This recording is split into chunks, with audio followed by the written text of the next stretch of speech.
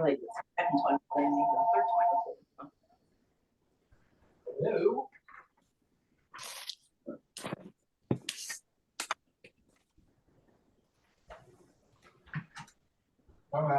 Yeah, again, there's a fourth time. Someone who would take my hand, someone through life with me, someone to cling to me, stay with me right around, someone to sing to me, some little summer song, someone to take my heart and give his heart to me, someone who's ready to give love a start with me. Oh yes, that would be so nice. Should it be you and me? I could see it would be nice.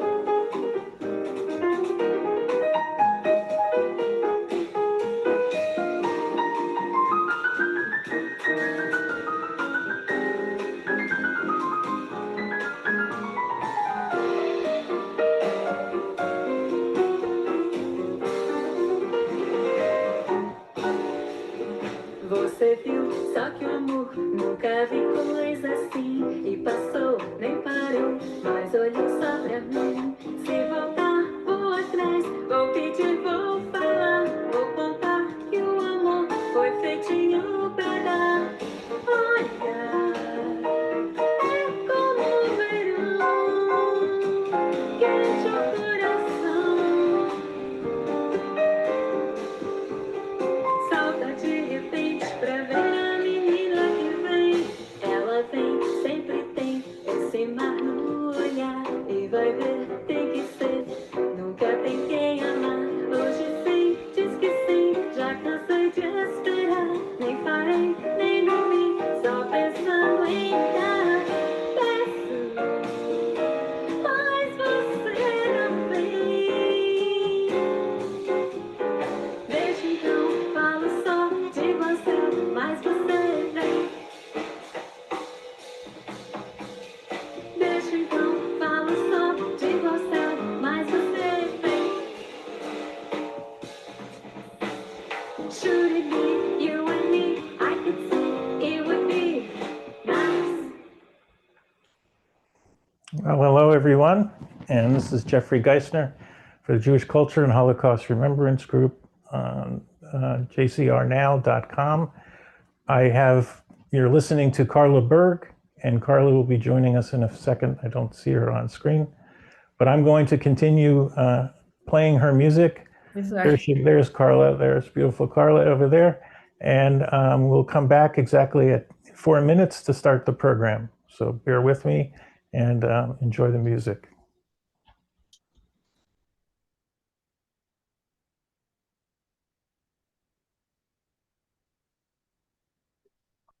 Thanks for bringing me back. Árboles lloran por lluvias. On March 31st, 1492. Oh, I'm not supposed to start. Sorry. No. Just let it go. Yes.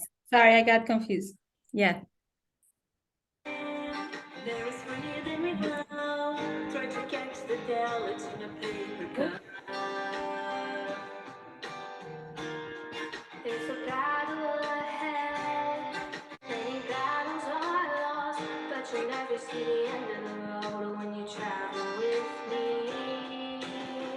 Hey now, don't dream it's over. Hey now, when the world comes in. Really? Hey now, Where is the building after that? to put a wall between us, and we know they תחזירי אותי תראה לי פה משהו. Now I'm towing my car. There's a hole in the roof. My possessions are causing me suspicion that there's no proof. In the paper today, there's a warning of waste, but you turn right over to the TV page. Hey now, don't dream it's over. Hey now, when the world comes in, they come to build a wall between us, and we know they won't win.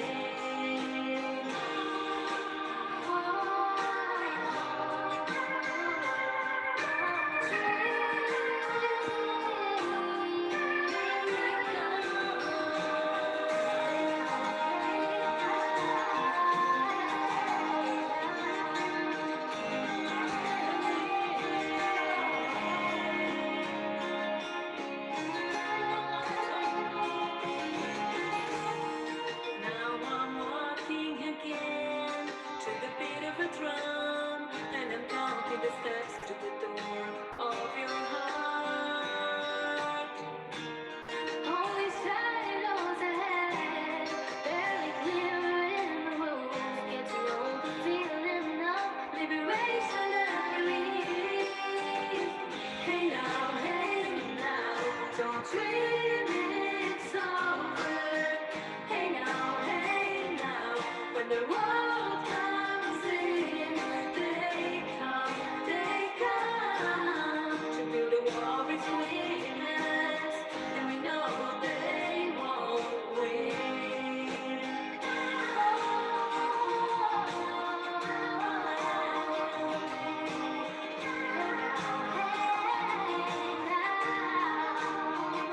a wall between us,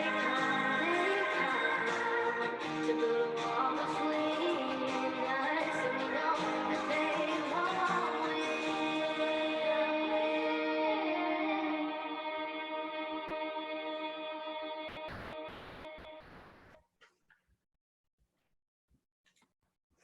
Hello, everyone. This is Jeffrey Geisner from the Jewish Culture and Holocaust Remembrance Group, JCHRnow.com, and I'm welcoming you to today's program with Dr. Bernice Lerner. If you raise your hand there, Doctor, so we can see you. Natan Diament from Israel, and we have Carla Berg, who you've just heard some beautiful music from Carla and her daughter, which was just tremendous. I'm going to be waiting a couple more minutes to make sure everyone can be invited and be admitted to the program. We have a very special program today with a lot of people coming, and I have my friends also joining me. So Mark and Ava, nice to see you. It's great to have you on board. And we'll get set up in a minute to go over the tech check, but I'm going to wait a couple more minutes because we always have a few people who are arriving on the fly here. So let's continue. And here we go. They're coming in mass quantities now. So as I am speaking, I'm also admitting people in. So we are going to do a little announcing and a little tech check. I see Jeanette there. Jeanette Gelman, you can raise your hand. Jeanette is a new friend who's going to be presenting to the group her book next month, and we'll talk to you about that in a little bit. And I have some new people who I want to get to meet too, so I'm really excited. I see Ruth is with us. She's a survivor, and she's in the bottom corner. You can say hello to us, Ruth. That'd be great. And so our tech check is important. Obviously, we're on Zoom. Zoom does always work perfectly. If you do lose your connection on Zoom, don't worry. Just dial back in on the link that you came in originally. I'm monitoring all of the activities, so I will quickly let you back in. If you have a question for our presenters, we're going to have a joint Q&A at the very end of the program. But if you want to remember your question, just put it into the chat in the toolbar here, and I will see your question. We go to the questions who are in the chat first in the Q&A. And so that I can manage things a little easier from my side, we also use the reactions button, and that is on the bottom of your toolbar. And you'll see that there's a raised hand function there. And you see in my tile, which is all the way up in the top there, I just have shown you that a raised hand. When you raise your hand, it allows me to bring your tile forward to the first group of people. And then I can see you and call on you to raise your hand. We're going to use that in the Q&A later on. I'll remind you how to do that as well. Now, I also want to tell you that this is our new season. We're excited to start our 4th season of 2 programs, 2 seasons a year. And I'm thrilled to have both Dr. Lerner and Natan and Carla, all friends of mine who have made interesting connections, all virtually. I've never met anybody through personal connections. But I want to tell you about a couple of things that I've done. And I'm going to share my screen and try to get things organized here. So hold on. Sorry.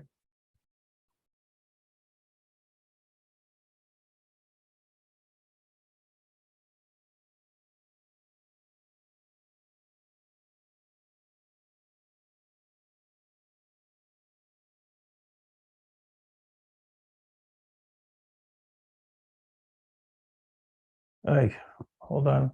Give me 1 second.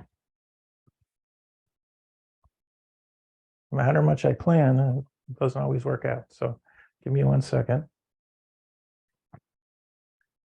And what you're seeing in front of you now is the newly launched JCHRnow.com website. And what I call it's everything Jewish every day. Some really key things that I want to point out to you. The URL is JCHRnow.com. It's right up here. So you can make a note of this. But every day there is news that I post into the media channel. And if you notice along the left nav bar around here, there are various channels that you can actually see interesting content that I am posting from around the world. So we have today's news. So we'll just go there for a second. And you can see there's a little cute thing I posted there about egg prices. Egg prices in particular have continued to climb, and they're 60% higher in December than they were a year ago. 60%. That's exorbitant, extraordinary, egregious, and reprehensible. So some jokes as well. But here there's Jewish culture, everything you want to know about all the Jewish holidays and other things that I find. We have our own Holocaust channel, so you can go through here. There's tremendous amounts of content, a lot of videos that I have curated.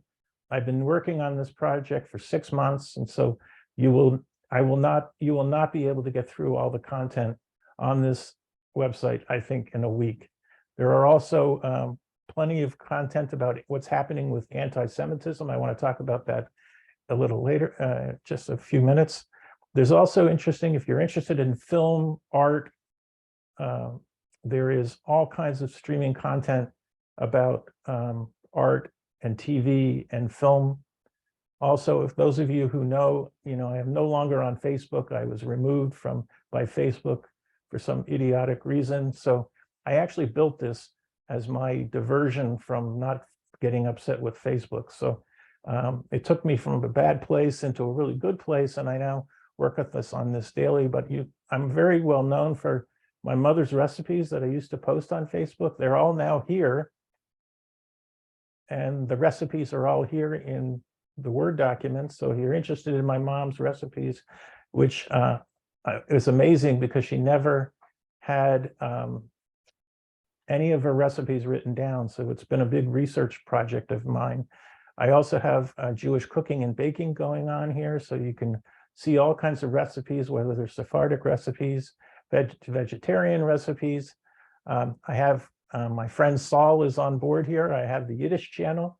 So those of you who are interested in Yiddish, there's tons of content about the Yiddish channel. There's also columnists from around the world who are speaking about Jewish issues. And Natan from Israel will talk a little later about what's going on in Israel as far as the politics are concerned. He sits in a position to be able to give us his insight. So I just wanted, and also there's health and music. There's tremendous amount of content here that I wanted to share with you. I also want to take you back here and show you another piece of technology that has been built. So give me 1 second.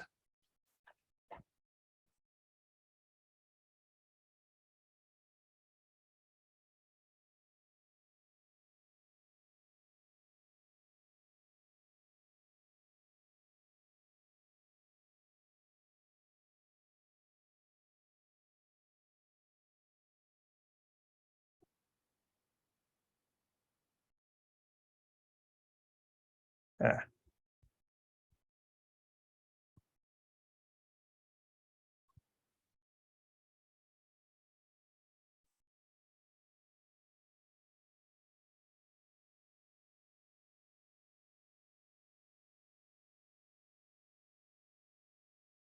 And I want to point out here the museum. This is a new technology platform that I had built.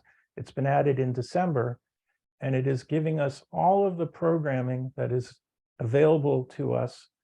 It has over 150 different programs that have been going on since 2021, and they are listed in exhibitions and in collections. So for instance, all of our monthly programming, for instance, this was last month's program, if you recall, are now listed here in exhibitions, and all the videos are listed by clicking, just clicking until you get to the videos. And we have all the collections too here. So here are the L'Ador Vidor interview series, which I'm going to talk to you a little bit about that in a minute. And I want you to be able to use this as a resource, and please share it. So I wanted to bring those things together with you. The other thing I wanted to talk before we officially get into the program is that I think it's really important. I made a New Year's resolution myself, and one of the resolutions I have was to bring more third generation people into the group. I think it's really important that who's going to share the message after we no longer can share the message. And so we have to think ahead, maybe 20 years ahead. And so I created another program event on January 25th for, it's called L'Ador Vidor, From Generation to Generation. And I'm hoping that the people on board here, and we have quite a number of people, will come and sign up for that program, because it's important to be able to bring along a family member who can learn how to educate on the Holocaust. And that's what this program is all about. It's very different than the Havara that I hold also for intergenerational trauma, which is scheduled for next February, in February 5th, 19th.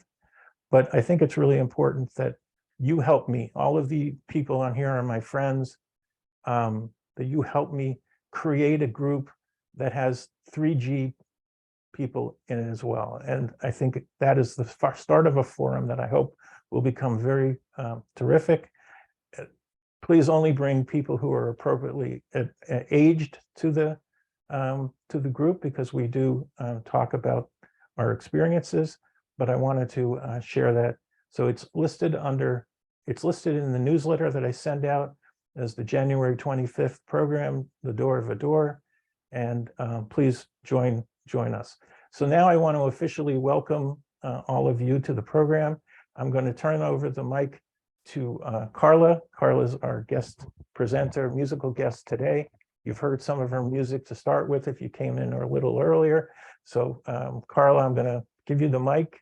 Take it away. Thanks for bringing me back. You're welcome. Árboles lloran por lluvias. On March 41st, I mean, 41st,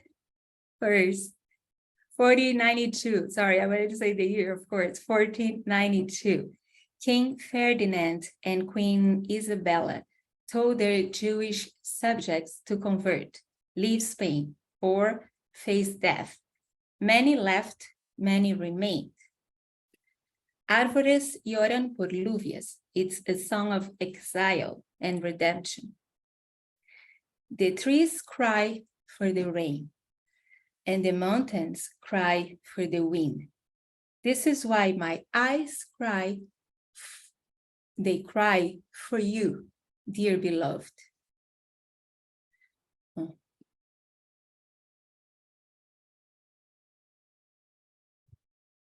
Árboles lloran por lluvias y montañas por aires.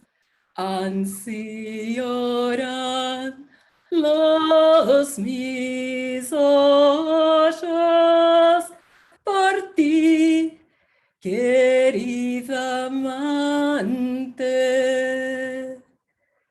Enfrente de mí hay un ángelo con tus ojos me mira. Llorar quiero y no puedo. Mi corazón suspira. Penso y digo, ¿qué va a ser de mí? En tierras ajenas yo me voy a morir. Ven verás y ven verás. Ven verás y ven veremos. El amor que tenemos los dos, ven, lo gozaremos. Hizo lluvia y cebolla, la calle y el cortillo. Anda a decirte a mi amor que es la luz de mis ojos. Torno y digo, ¿qué va a ser de mí? En tierras ajenas yo me voy a morir.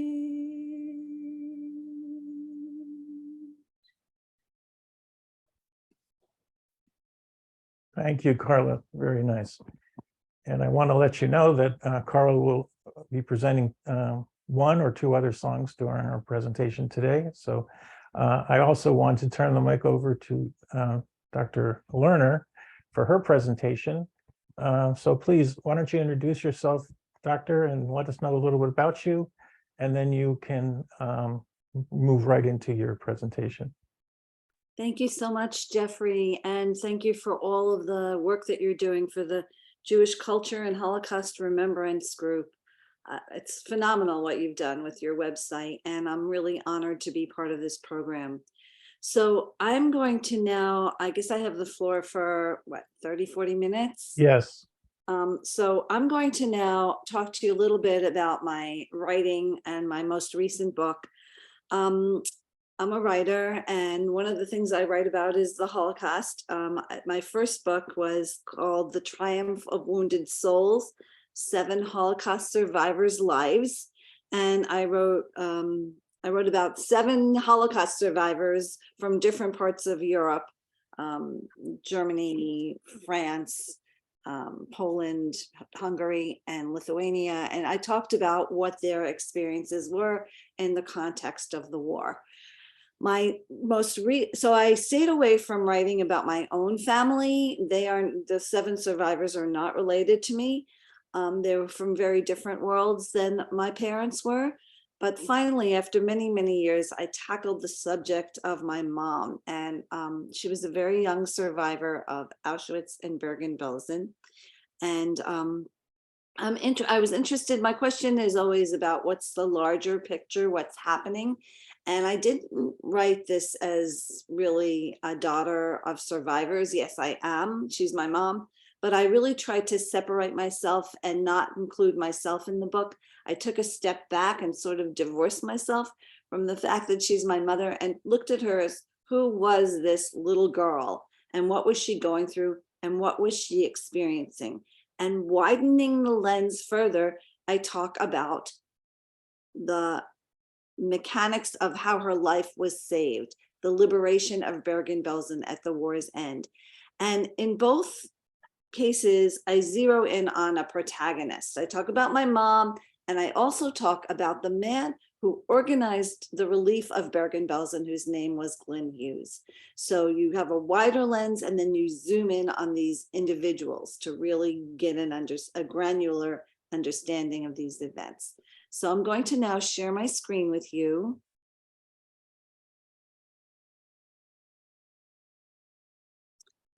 And this is my website. I have information about my first book and this book on it. And yeah, I'm happy to share. So my book about my mother is called All the Horrors of War, A Jewish Girl, a British Doctor, and the Liberation of Bergen-Belsen. And here you see the cover of the book, the US edition and the UK edition that came out at the same time. And the publishers, although they had the same images, came up with very different concepts. But each picture shows a little something different, each cover. So I wanted just to zero in on it. So this is a picture of my mother. It's taken about 7 months after the liberation. You can see her wounds have healed, and she's well nourished by this point. But here she is. You can see the background here. She's in a tuberculosis sanitarium in snowy northwest Sweden in a place called Arvika. And here she is in full form. What mostly you see is the look in her eyes. She's sad. This isn't a joyous picture of a survivor. She's 15 years old. Maybe she just turned 16. She's orphaned and she's very, very sick. And she doesn't know what her future will hold. Here is Glyn Hughes, and you can see he's startled by the camera in this picture. He's in his caravan somewhere near Bergen-Belsen, and he is working. He's a very high-level, high-ranking officer. He's Deputy Director of Medical Services for the entire British Second Army. He was a stalwart for preparedness and really thinking about how to rescue soldiers and how to facilitate their evacuation to field hospitals and to England if necessary. And here he is coming upon this concentration camp. He knew there would be concentration camps and POW camps. He had no idea of what Bergen-Belsen was and what it was like. And here he is in charge of relief and rescue. So the way I structured this story is I told it's really only 1 year in the life of these two protagonists. It's the last very dramatic year of the war, from the spring of 1944 to the spring of 1945. What happened in that 1 year, that one last dramatic year, when the war was, even the great powers thought the war was going to be over sooner than it was, and it just kept going on. So I tell the story over 4 seasons, and the 5th season, the point of convergence, where the protagonists meet, and they don't physically meet, but they meet theoretically, they meet virtually, they meet in Bergen-Belsen. And the meat of the book is sandwiched between a few pages about the Bergen-Belsen trial, because that was really significant and tells, you know, what happens right after the war when the criminals are brought to justice. Not really, but a few of them are. And what's really important is that Glyn Hughes served as the first witness at this first trial to apply international law to these crimes. And this took place immediately preceding the Nuremberg trials. which were more famous. In fact, they had to end in November 17th when the Nuremberg trials were starting, November 17th, 1945. So this was a 2-month trial. It took place in this makeshift courtroom, a gymnasium in Lüneburg, which was north of Bergen-Belsen, about an hour and a half. And here is an Army Talks magazine from November 11th, 1945, and it shows the scene. And here are some of the famous defendants. This is Irma Gracie, number 9, who was the beautiful blonde beast, they called her, and she wound up being executed. But just to give you an idea, there were 45 Nazis brought to trial. There were 480 Nazi functionaries who worked in Bergen-Belsen, and most of them escaped justice completely, and 80 SS officers remained in the camp for the transfer over to the British Army.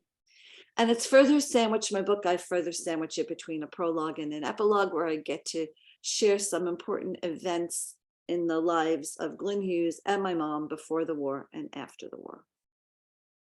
So this is a map of the journey of the two protagonists. My mom was from Siget. You may have heard of Elie Wiesel, he was her neighbor, he lived just a 5-minute walk from her house. And this is really what happened to her. This was more or less her journey. This was more or less the route that the train took to Auschwitz. I'm sure you've heard stories about that horrible, devastating, rapid fire deportation of the Jews from the Hungarian provinces very late in the war, after 90% of the Polish Jews had already been killed and the world knew what was happening. This was just a tragedy. 450,000 Hungarian Jews from the provinces were taken away, and most killed upon their arrival in Auschwitz.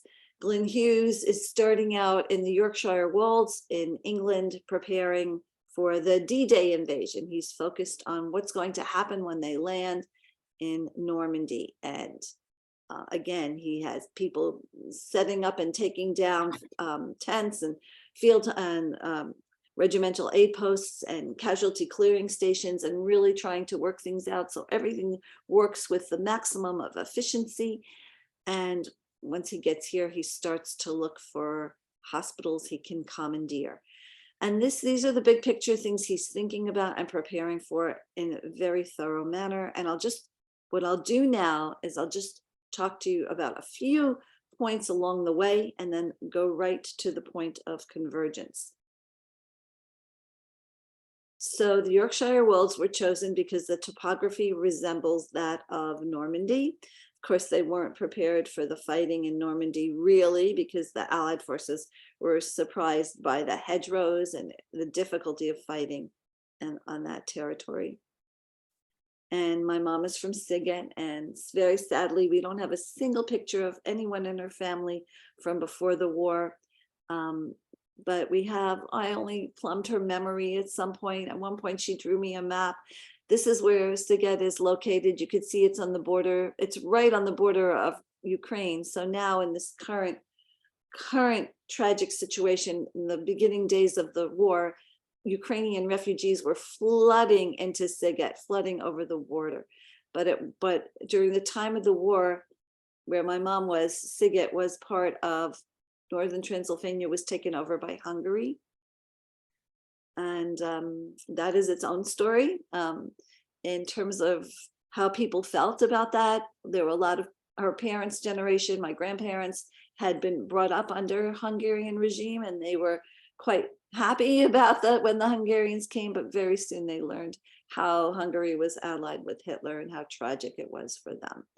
And I should travel to Siget right before the pandemic. And this is an old postcard, but nothing, I mean, the street names changed. A lot of things changed. The Jewish flavor of the town was no more. It was a population of about 30,000 and 40% were Jewish. And the rhythm of the Jewish holidays really was felt throughout the town. Now you don't have that, but in a way, the mountains haven't moved and the distances haven't moved.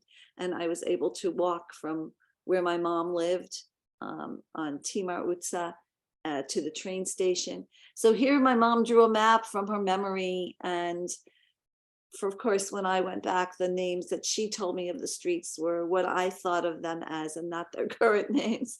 So I could just tell you that they lined up on, her apartment was over here. It was this long alleyway, and they were lined up on Kigyo Utsa, Snake Street, when they were having to march to the temple and then be taken to the train station.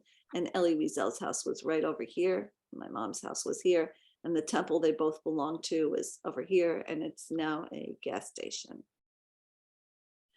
Another marker on the timeline, the landing in Normandy on June 6th.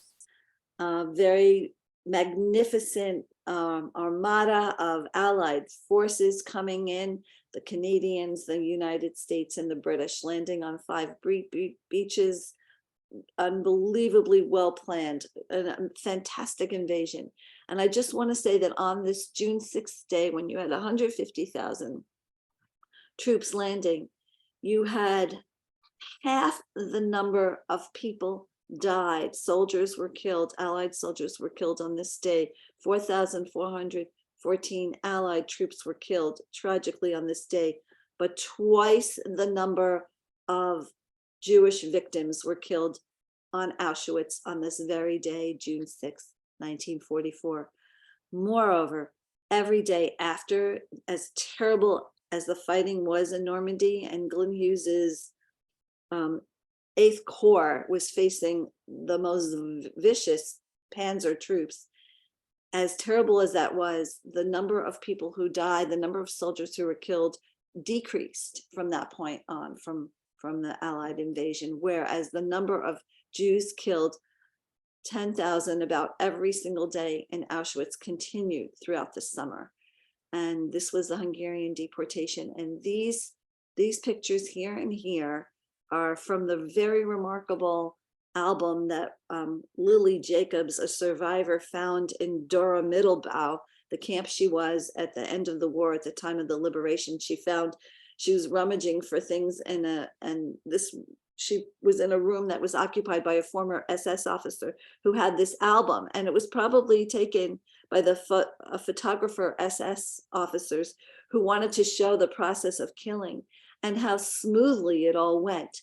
So this was the intention of this album, and these are the only images that exist from this period of time, was not what we are looking at it for. So whereas the SS officer was standing up here and taking this tableau of people coming in, there is an unintentional bearing witness testimony going on. If you zoom in close and look at individuals, look at a mother turning and talking to a child, looking at a man turning and talking to another man. Where are we? Where is this place? Where have we been taken? The relief of being able to leave these cattle wagons that we were shut inside for 3-4 days without food, without water, with bodies dying, people dying with dead bodies in them. And now we have fresh air, but really the air is not fresh. The gas chambers are going day and night. And there's this stench, this unbelievable smell of flesh burning. And where are we, and what has happened? And here's some more pictures from that album.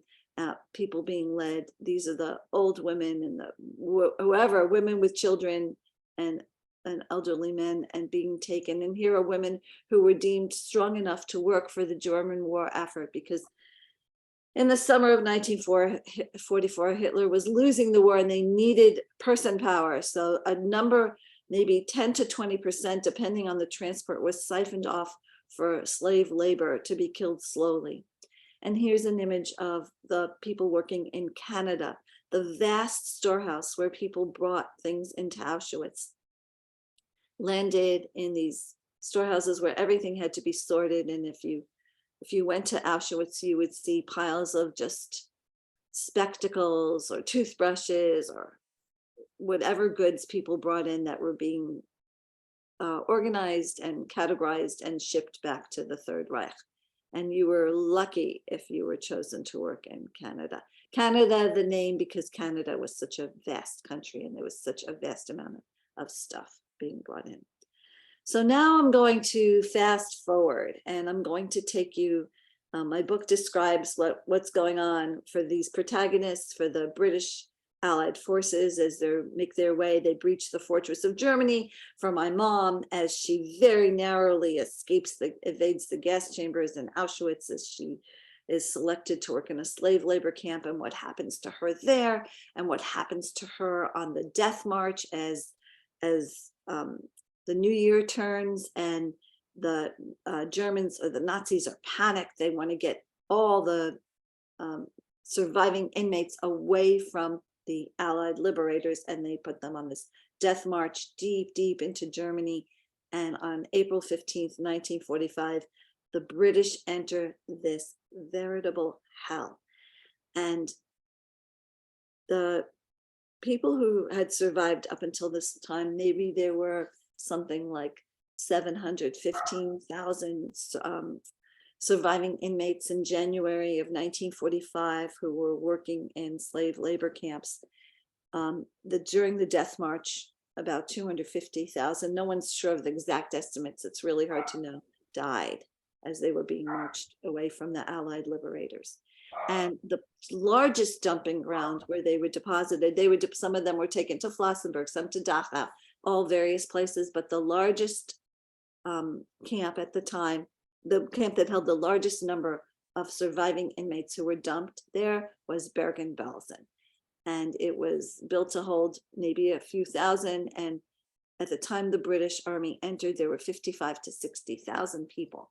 And this story of how they entered 3 weeks before the end of World War II, on April 15th, 1945, is remarkable, because the war is not yet over, and Himmler's giving the order that no survivors to be turned over alive in certain places. The camps are to be razed, but he is convinced by his masseuse, and somehow it's just an incredible truth is stranger than fiction story, to turn this camp over against Hitler's orders, to turn it over to the Allies. So there's a truce between German army officers and British army officers on April 12th, and I give the details of that in my book, and how the British come into this place. Part of the truth is, as they enter, there have to be danger typhus signs erected everywhere, because the camp is filled with people who are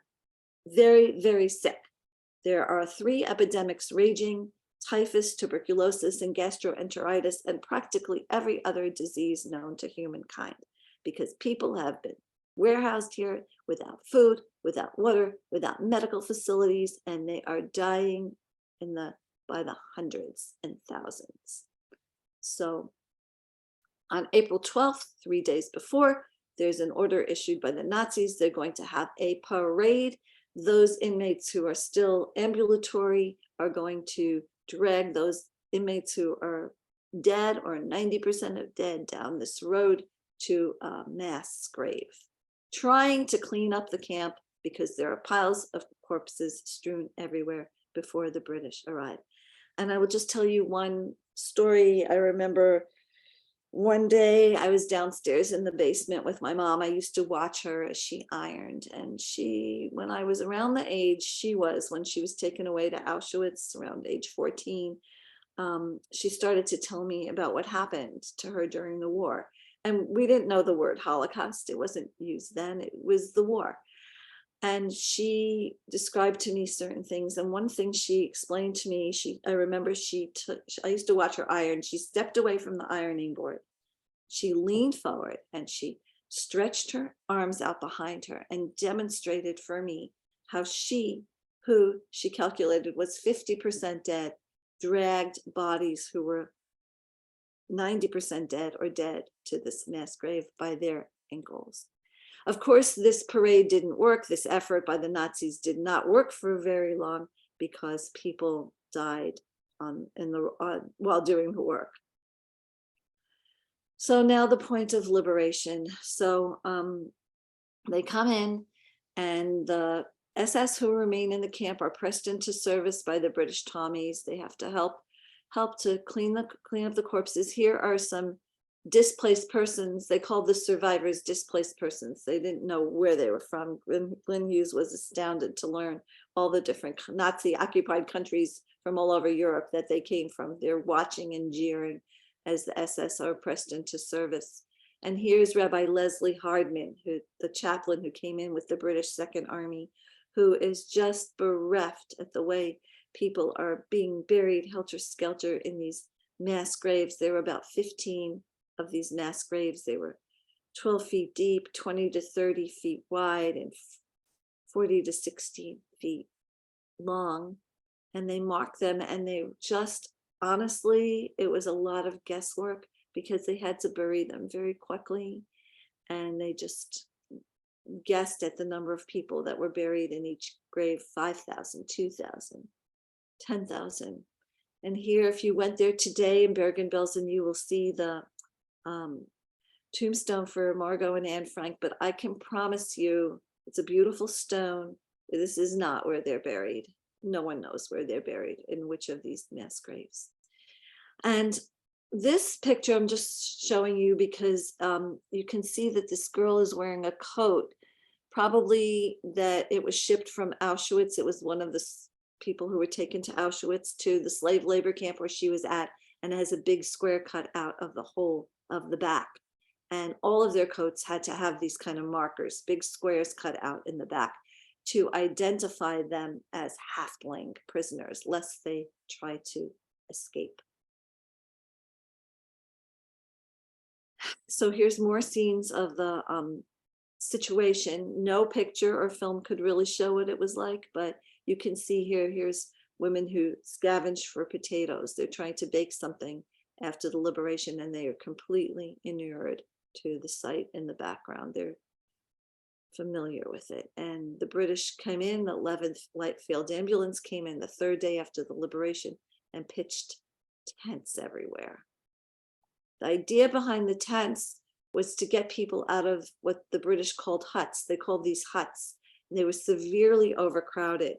And if you took the people who could still walk out of the huts and put them into tents, then you could maybe get a sip of water to someone inside the huts, just to relieve the overcrowding.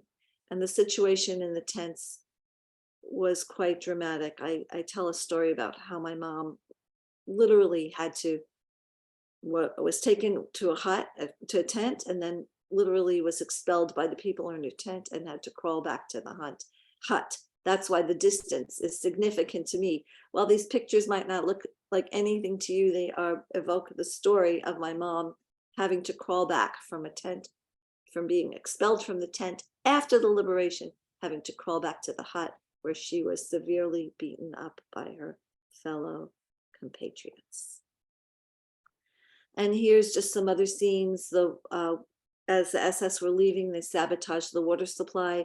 The British Royal Engineers had to figure out a way to pump in water.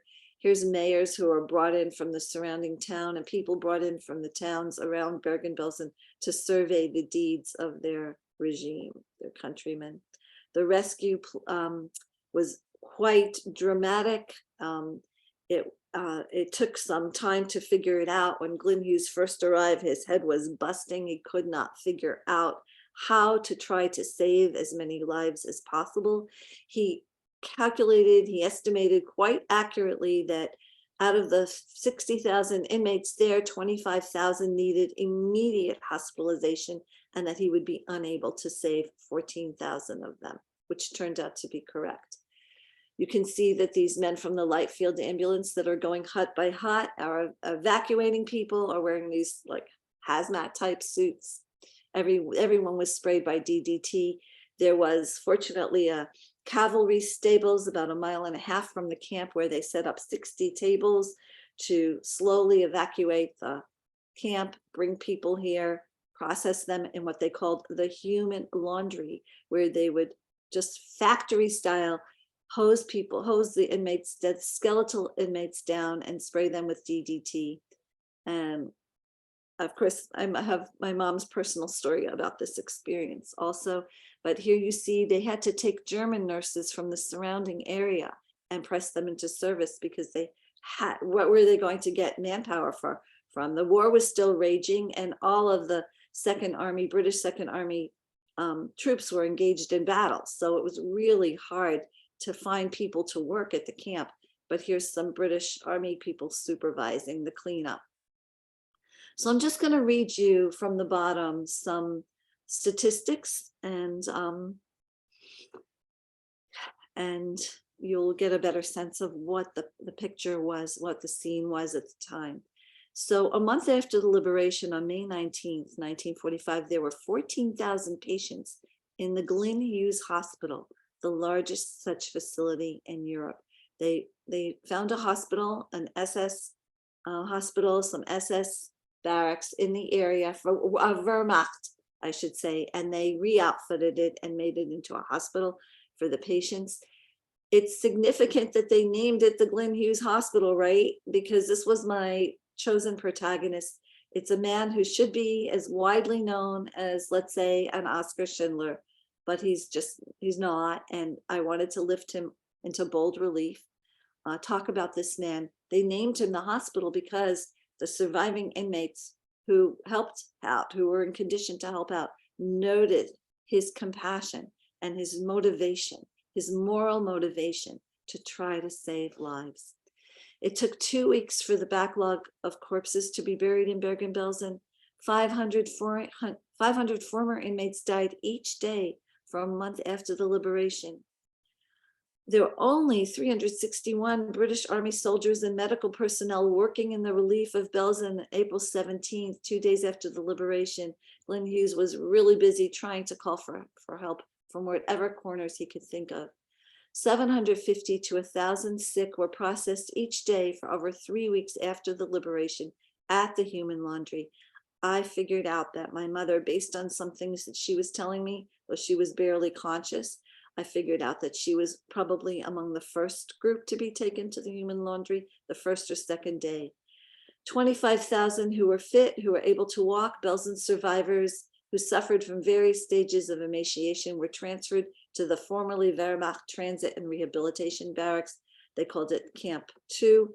And it was very permeable because sometimes the fit got sick and had to go to the hospital and vice versa. So finally, Victory in Europe Day, May 8th, came and went, and Glyn Hughes would not allow the Union Jack, the British flag, to be hoisted on that day, he wouldn't allow it until May 21st, the day when the last hut was evacuated, and they had an official ceremony where they burned down the last hut, and here is Glyn Hughes here giving the order for that last hut to be burned down. And that was a significant event. Here's an actual photograph, and here is an image of it on a stamp issued by this little country off Sri Lanka, off the coast of Sri Lanka, the Maldives. And they had these 50th anniversary commemorative stamps issued. And here are inmates and British troops burned the last hut at Bergen-Belsen with an effigy of Hitler on it and the Iron Cross. Very symbolic.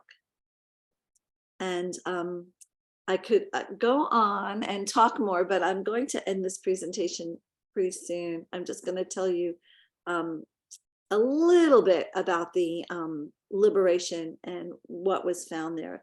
You can imagine that people were not behaving like human beings ought to behave. They were treated like animals, and there was a lot of that kind of behavior. A lot of astounding things were found by the medical personnel, including like someone who snuck out of his hospital room and brought back half a calf and hid it under his bed. I mean, people had been starving, so they were doing things that you would think in normal life were crazy, right? But as Viktor Frankl said, an abnormal reaction to an abnormal situation is normal.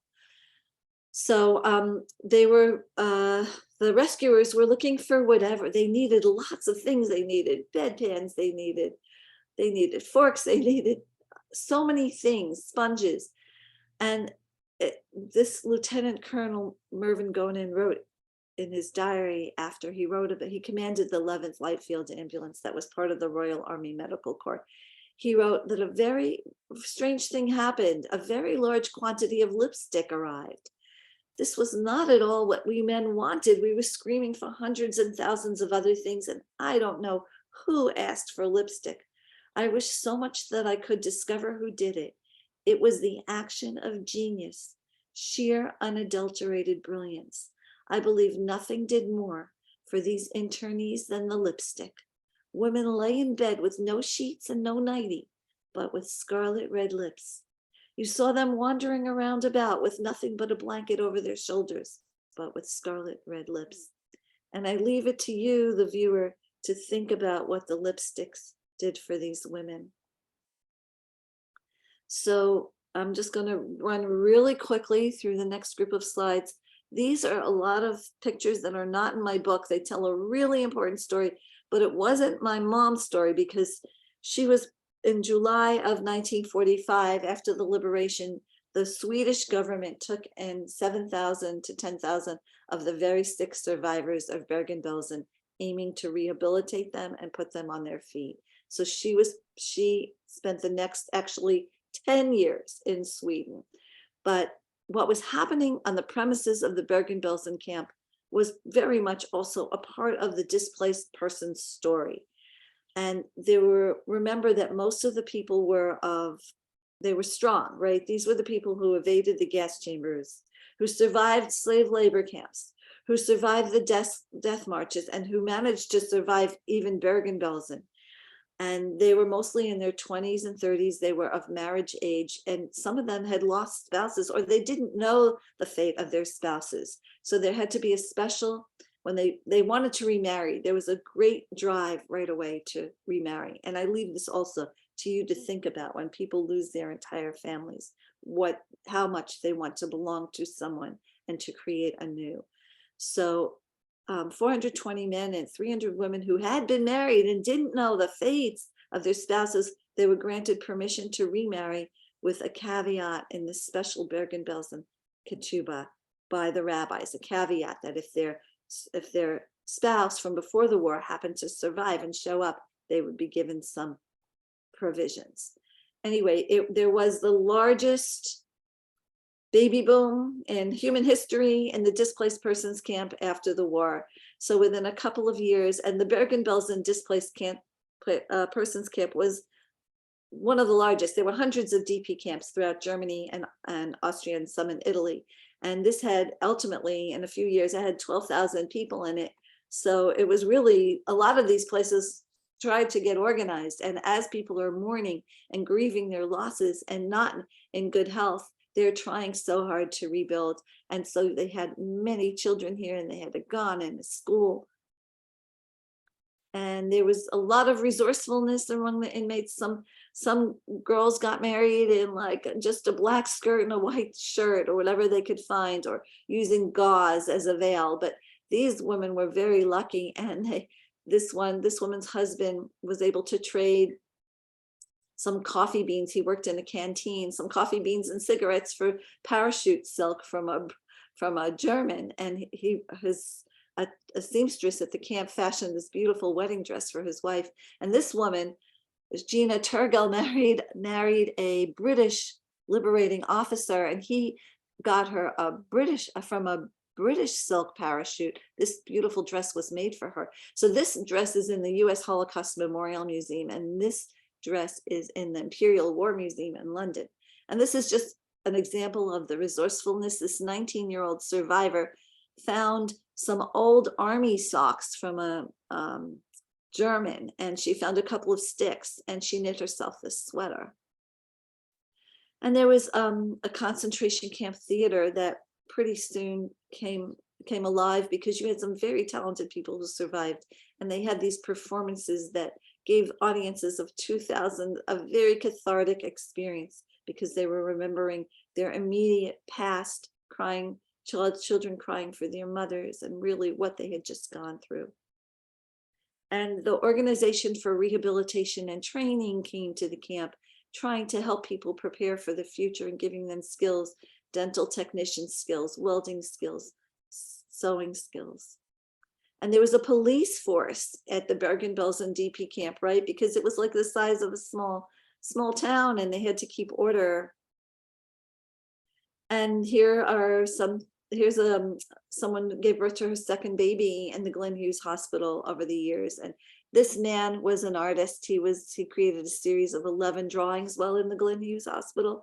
And here's one that says, "We survived. What now?" And here there was a newsletter produced in the nearby town of Celle. And green ink was a real novelty, but they right away produced this kind of newsletters with really meaningful articles. And this newspaper, Our Voice, continues to this day by the Bergen-Belsen organization in Israel. And they have their beautiful magazines online. You can read them online. And of course, the inmates, the survivors of the Holocaust were united toward a common goal, whether they were religious or secular or from different backgrounds or different even Zionist youth organizations. They came together and really were trying to lobby for the gates of Palestine to be open. And this diminutive man, Yossel Rosenstaff, was a real giant who helped to organize the survivors. He, like some of the other leaders, was a member of a Zionist or youth organization before the war. And this group of people also slowly began to form what became a kibbutz. And here's then from the British Brigade coming soldiers in uniform, Jews, for the inmates just were marveling that they came to the camp to help out. And I'm going to now play you this brief video of a rabbi, Tzvi Asaria Herman Helfgott, who was from Yugoslavia, a Yugoslavian POW who had been in a camp during the war, but immediately upon the liberation of Bergen-Belsen, he was in his early 30s, came to see if he could help out. אני עברתי יום מבלוק לבלוק לראות מי נפטר, להוציא אותם ולקבור אותם. אבל מה? הייתה פקודה מאנגלים שאי אפשר קבר אחים לעשות בגלל המחלות, אלא קבר אחים.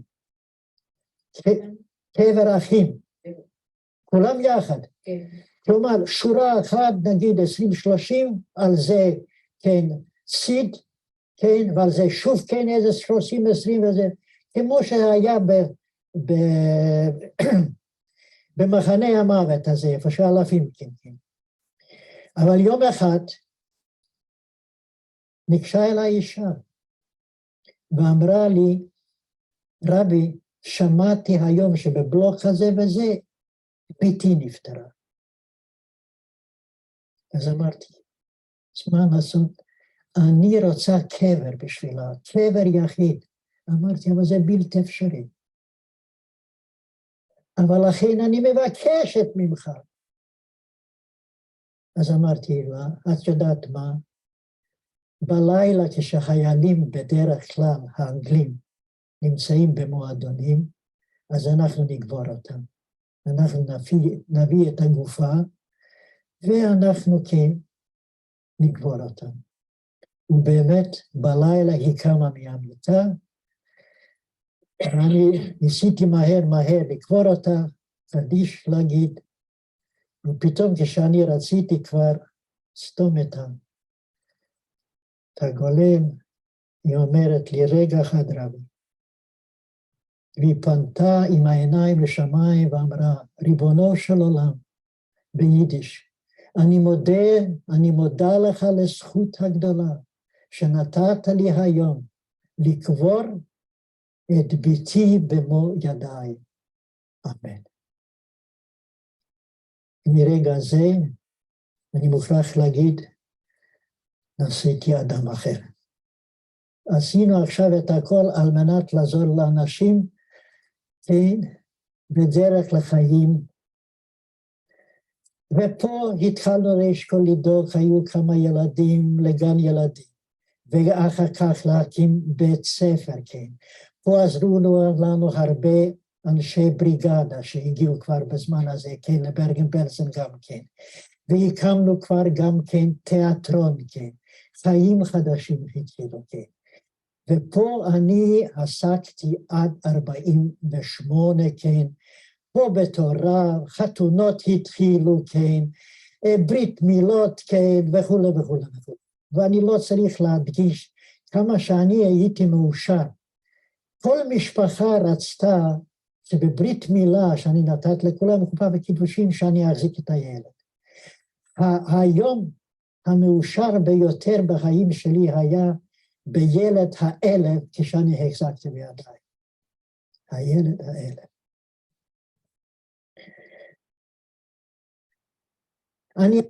I fear that I went over my time, so I'm not going to say any more. Here's some images, post-war images of my mom, Glyn Hughes. Glyn Hughes at the time, actually, you could see the serious look in his eyes.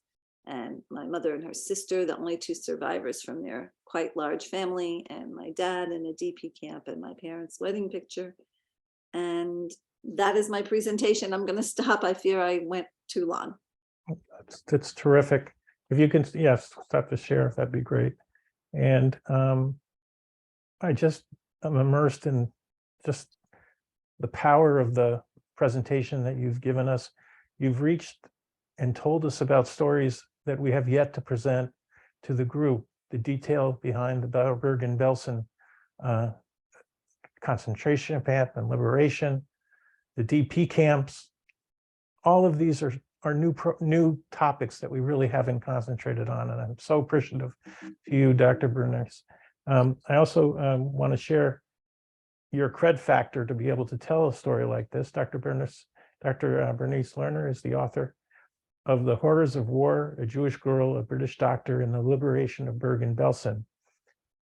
As a director of Boston University's Center of Character and Social Responsibility, Bernice lectured widely and taught courses on the character education of the Holocaust. Most recently, she serves as the Dean of Adult Learning at Hebrew College. And you certainly have the background to be able to discuss these topics. And I am so appreciative that you joined us and supported us. And I'm sure that when you look at the chat, after we move beyond your presentation, you'll see a lot of great comments. And we'll come back to you in the joint Q&A. And so I'm going to ask Carla to pick up the mic now and play and sing for us your next song, and then we will transition to Natan from Israel with his presentation. So go ahead, Carla. Hard to follow. I just thank Rachel Amado Bornik, my dear teacher. She's here, and as she mentioned, I have been doing a lot of the Sephardi songs. Like last time in this event, I performed also a Sephardi song, which is one of the language I had not before record anything professionally. So now in my YouTube, you can see my first original song, Nes, and some others, and there's more to come. So this song I'll be doing right now, it's called A Paz in Portuguese, and it means peace. And you will not understand everything, but I hope you can feel that's the most important thing.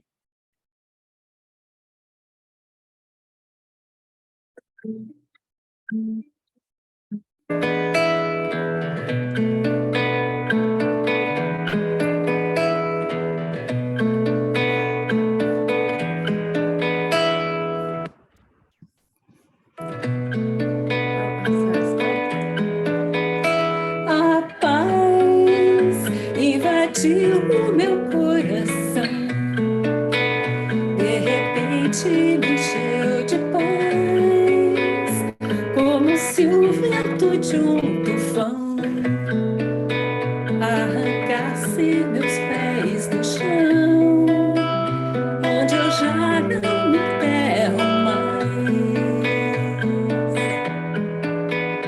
A paz fez o mar da revolução invadir meu destino, a paz, como aquela grande explosão, uma bomba sobre o Japão.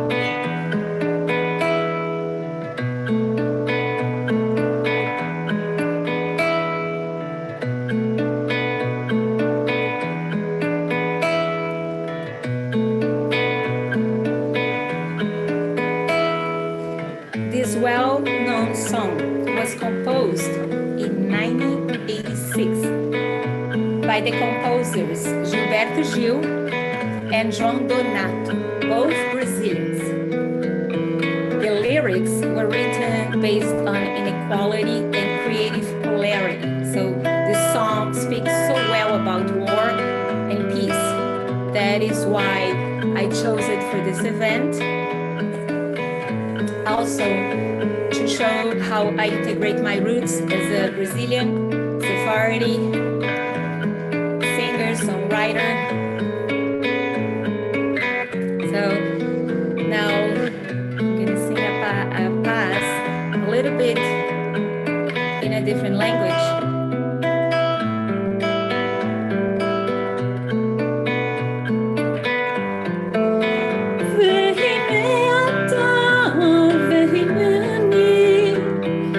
של תקווה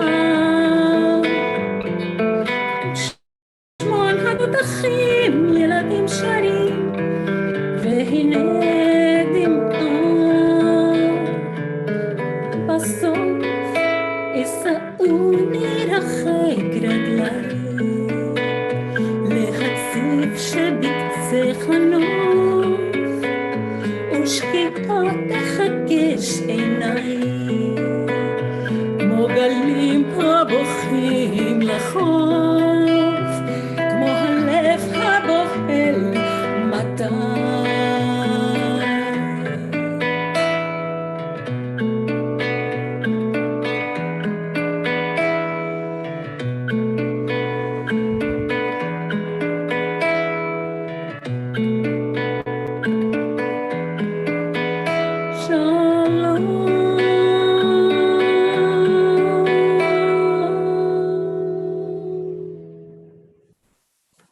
Terrific. Thank you, Carla. And it's such a pleasure to bring the lightness of your voice to our program. And it creates such a beautiful transition from one speaker to the other, because we all know that this topic is heavy. So the lightness and the light you bring to the camera is just terrific. So thank you so much for being with us. It's a pleasure to learn more and more with you all about this too. And that's what we have to do. That's why I mentioned this Sephardi Ladino, because it seems like that's my new path as well. We have to make sure the new generation keeps all this alive, just like what you're doing, and not forget. Terrific. Thank you. And so I want to take the next step and introduce us to Nathan Diament, who's a survivor, who's based in, we're in Israel, but we're in Tel Aviv, are you? Or where are you, Nathan? You may have to unmute yourself. You have to unmute yourself.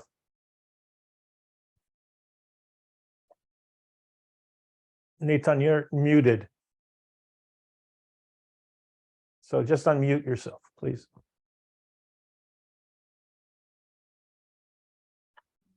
Can you hear me now? Now you got you. So where are you in Israel? In Tel Aviv. Okay, Tel Aviv. Terrific. And so just want to get. So Natan was born in Poland in the 1930s. The majority of his mother's family perished in the Holocaust. Nathan's family spent most of the war years in hiding. His parents in an attic apartment in Brussels with a non-Jewish family, his older brother in a pension for Jewish children, he and his younger brother also with non-Jewish families. After the war, these families were recognized as the righteous among the nations. The families were reunited, and in 1949 immigrated to Israel. Nathan Diament became had his career in administration and business, and raised his family. Since his retirement, Nathan has been devoted his life to restoration of the artworks of his uncle, Holocaust survivor J.D. Kurzenbaum. He's also a member of the commission and the leader of the Tel Aviv branch of Yad Vashem designation of the righteous among the nations. And we're so honored to have Natan with us. I also want to just give you a peek of something here. Just hold on one second. Hold on a minute.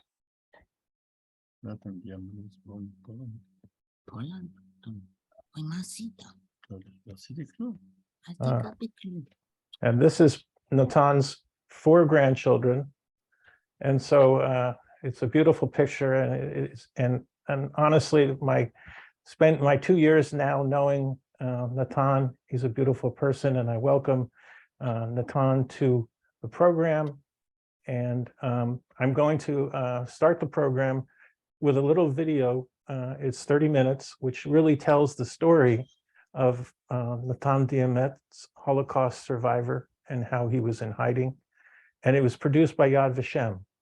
So I'm going to get that focused on it here, just a second.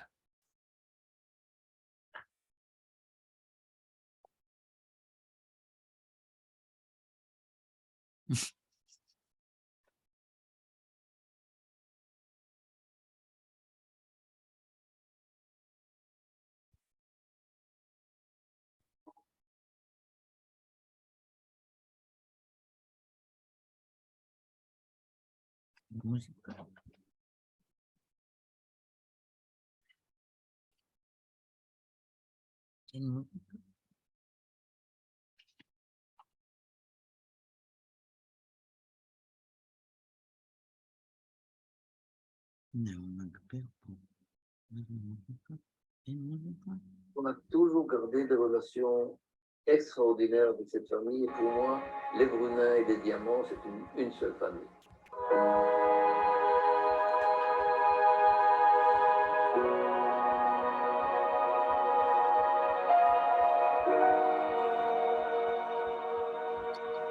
Et actuellement, je suis membre de la commission des JCHRnow. Et ce qu'on sait, c'est que reconnaître ceux qui se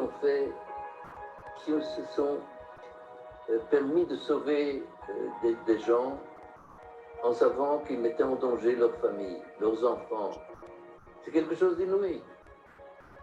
Et je demande qui parmi nous aurait le courage de donner son enfant sans pleurer et le laisser. Et je dis, les gens qui ont eu le courage de prendre ces enfants, de les accepter en sachant qu'ils mettaient en danger leur famille, c'est quelque chose d'inouï et d'inoubliable.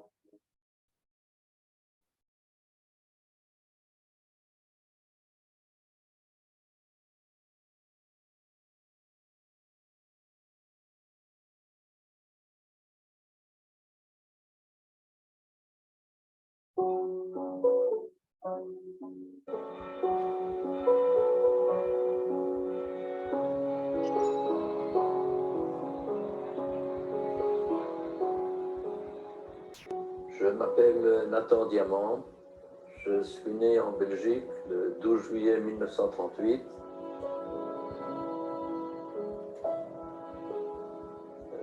Mes parents sont nés en Pologne. Mon père, il venait d'une famille religieuse, la famille de ma mère qui appartenait à une famille plutôt religieuse, plutôt aisée. Mes parents, ils ont un premier enfant en 1933 qui s'appelle Jackie, Yakov. Et en 1940, notre jeune frère est né. Mais étant donné que la situation était déjà grave et qu'on avait peur des événements, on lui donne un nom non juif et il s'appellera Paul.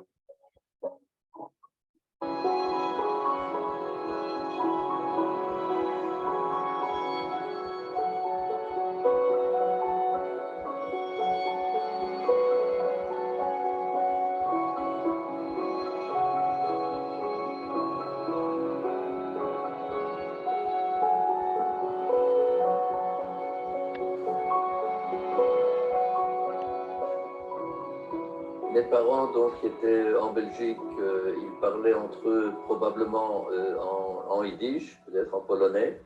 Je ne me souviens pas de cette époque, j'étais trop jeune. Donc j'avais 2 ans, 3 ans, 4 ans, donc il n'y a pas de grands souvenirs de cette époque. Mais nous avons parlé toujours français.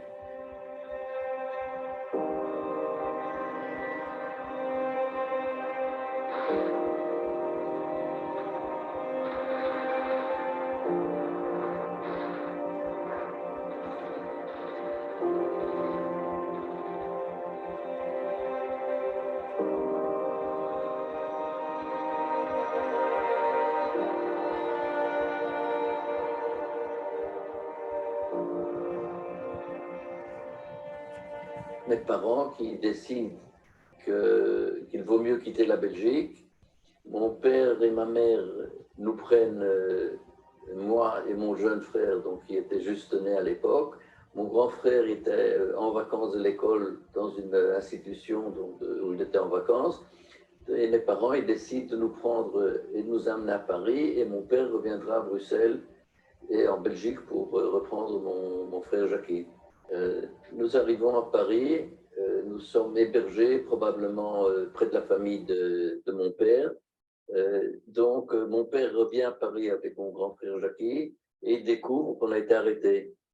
Et on n'a pas de détails, mais il s'avère qu'il a réussi à soudoyer les gardes et qu'on nous a libérés. Et on est resté encore à Paris un certain temps. Et lorsqu'il s'est avéré que la situation n'était pas trop grave en Belgique, on revient en Belgique.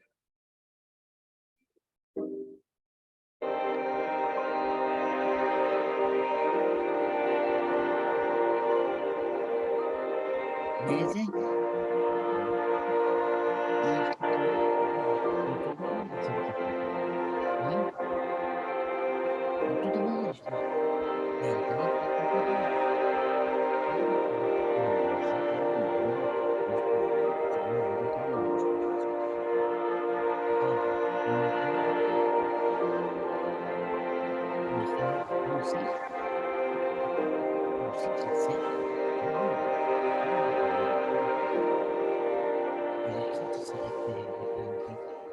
La situation en 1942 s'aggrave et mes parents ils décident qu'il faut trouver des endroits où cacher les enfants.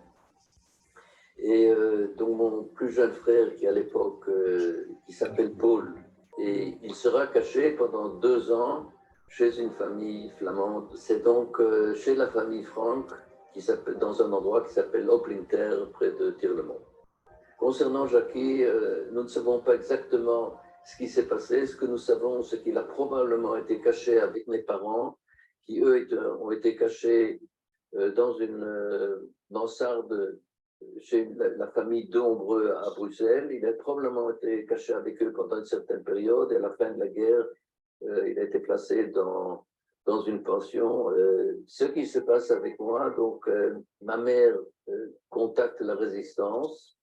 Il y a un réseau de résistance qui s'occupe de cacher les enfants juifs et on lui dit, écoutez, vous amenez votre fils à la gare du Midi et vous le laisserez dans le train, il lui donne des détails. C'est que ma mère me dit, à partir de maintenant, tu t'appelles Albert Dumont et tu vas être avec une personne très, très gentille, assieds-toi là-bas. Et elle m'amène dans un wagon où est une femme qui s'appelle André Glyn, j'apprendrai son nom plus tard. Elle me laisse. Et ce qui est extraordinaire, c'est qu'elle ne pleure pas, sans pleurer, sans larmes.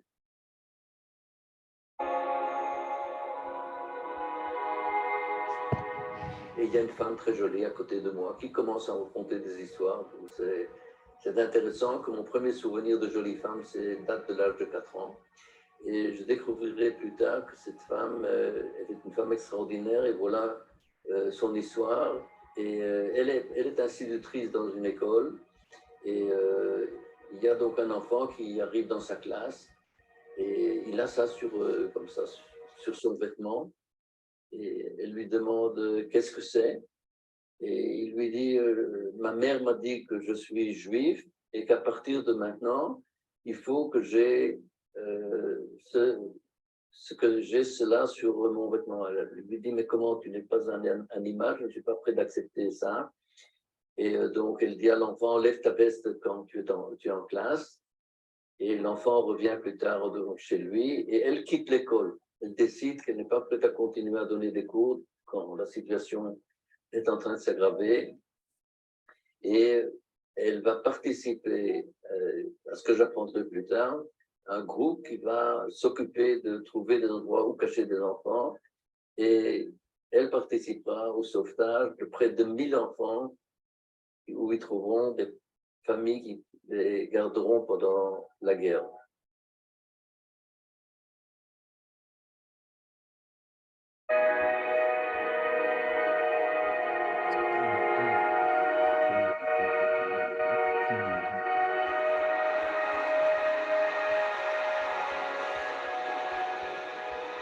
nous arrivons à Gand.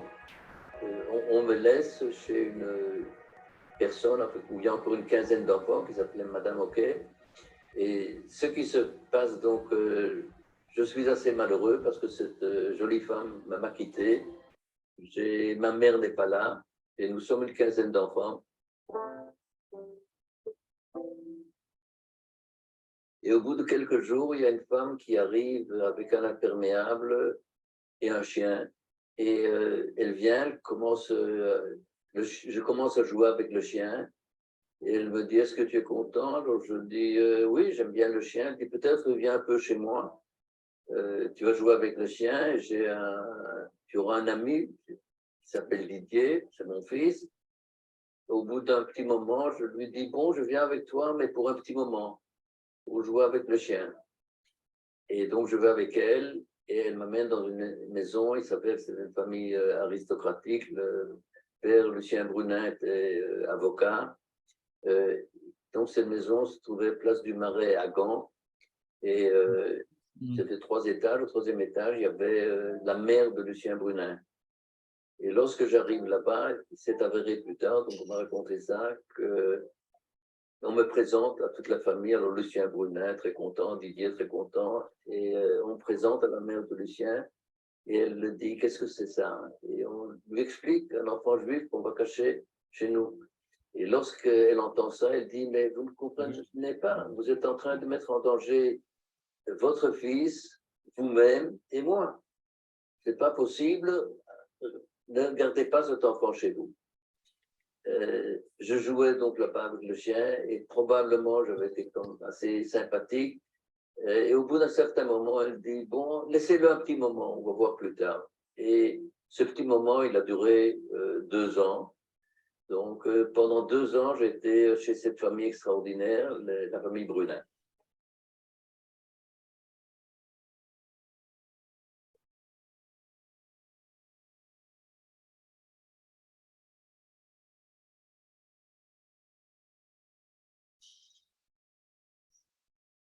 Ils me disent, écoute, tu vas dormir au 1er étage à côté de chez nous, on te met un lit et dit, on va mettre les photos de tes frères et de tes parents près de ton lit. Et tous les soirs, quand tu rentres, tu leur racontes comment s'est passée ta journée. Et je crois que grâce à ça, j'ai passé vraiment une période où je ne sentais pas que j'avais été laissé par mes parents.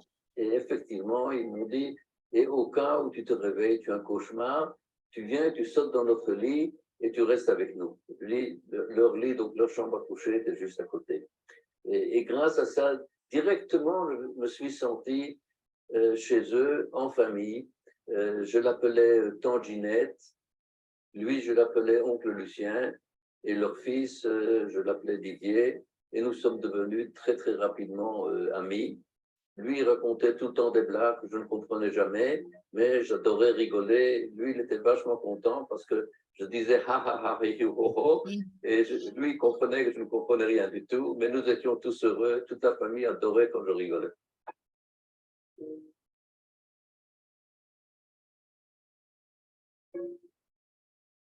Donc, je n'ai pas été à l'école pendant ces 2 ans, et il s'est avéré que Ginette Brunin, étant donné que j'étais circoncis et qu'eux, ils savaient que j'étais juif, donc ne permettait à personne de s'occuper de moi. Elle me l'avait, ils ne m'envoyaient pas à l'école et elle s'est occupée de m'apprendre à écrire et à lire.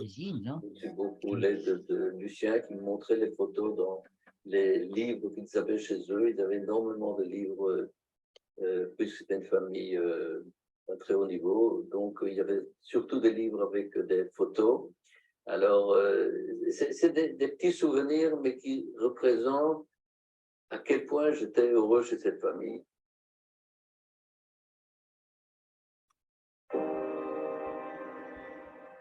Ce que je ne savais pas, c'est que uniquement en 1944, et ma mère contacte la résistance et les avise qu'elle croit que rapidement tous les juifs vont être pris dans les camps de concentration, parce qu'à l'époque, on sait déjà que les camps de concentration existent, et elle voudrait au moins me voir une fois et savoir si je suis bien avant qu'eux, ils seront probablement pris exterminés.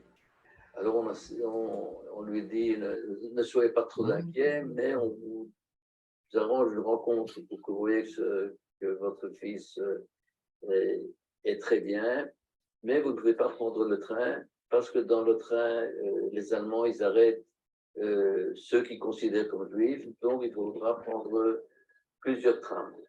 Et donc, elle prend une dizaine de trams en passant de l'un à l'autre pour arriver jusqu'à un endroit qui était dans un café près de Gand. Pas dans la maison où j'étais caché, mais dans un endroit pas trop loin. Et elle arrive, et je suis heureux, et je l'embrasse, et elle est heureuse, et on se sent tellement bien. Et j'ai l'impression qu'elle était tout le temps avec moi, et elle voit à quel point je suis heureux. Et c'était ça qui était extraordinaire. Car pour elle, savoir que j'étais bien et que j'étais heureux était très, très, très, très important, ce qui est évident et compréhensible. Et elle raconte au Brunin, donc elle croit que elle et mon père, il croit que c'est la fin, leur fin, et il demande qu'est-ce qui va se passer avec notre fils si nous sommes pris par les Allemands et exterminés. Alors Lucien Brunin, il dit, ne vous inquiétez pas, la fin de la guerre est proche, et il invente une date, et il dit, en juin, tout va se terminer. Et il avait inventé ça pour leur donner courage, et il s'est avéré qu'en juin, il y a eu le début de la fin de la guerre, et mes parents, ça les a énormément encouragés. Et ce qu'ils leur disent aussi, ils disent, ne vous inquiétez pas, de toute façon, nous nous occupons d'Albert, parce qu'il m'appelait Albert aussi, donc, et nous serons prêts, même si au cas où il arrive quelque chose, nous l'adoptons, mais ne vous inquiétez pas. Et ma mère revient donc à Bruxelles, et retrouve mon père, et lui raconte tout ça, et plus tard, elle nous a raconté à quel point elle avait été soulagée en croyant qu'effectivement, ce serait la fin de la guerre, et qu'il y avait des gens extraordinaires, et que j'étais très bien.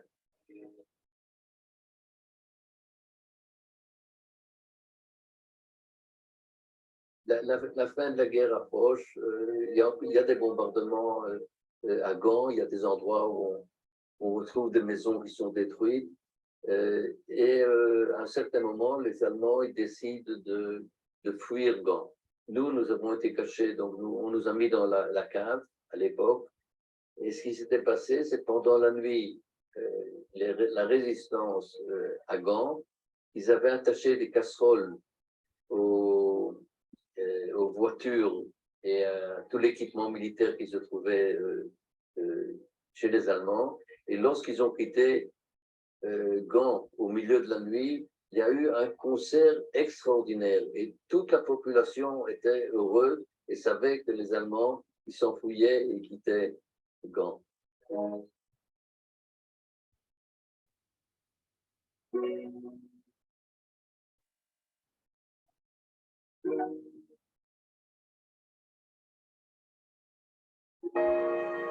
Ce qui se passe quelques jours plus tard, ceux qui vont libérer Gand sont des troupes des forces polonaises, entre autres. Et les Brunins savaient probablement que mes parents ils étaient d'origine polonaise. Ils avaient acheté des drapeaux polonais et me les avaient donnés. Et on se trouvait dans la rue, on applaudissait les soldats et les voitures militaires des Polonais qui arrivaient avec leurs drapeaux. Et moi, j'étais avec mes petits drapeaux polonais. Je ne savais pas exactement pourquoi, mais je me souviens toujours de ces petits drapeaux qu'on tenait dans la main et qui n'étaient pas des drapeaux belges, mais des drapeaux polonais.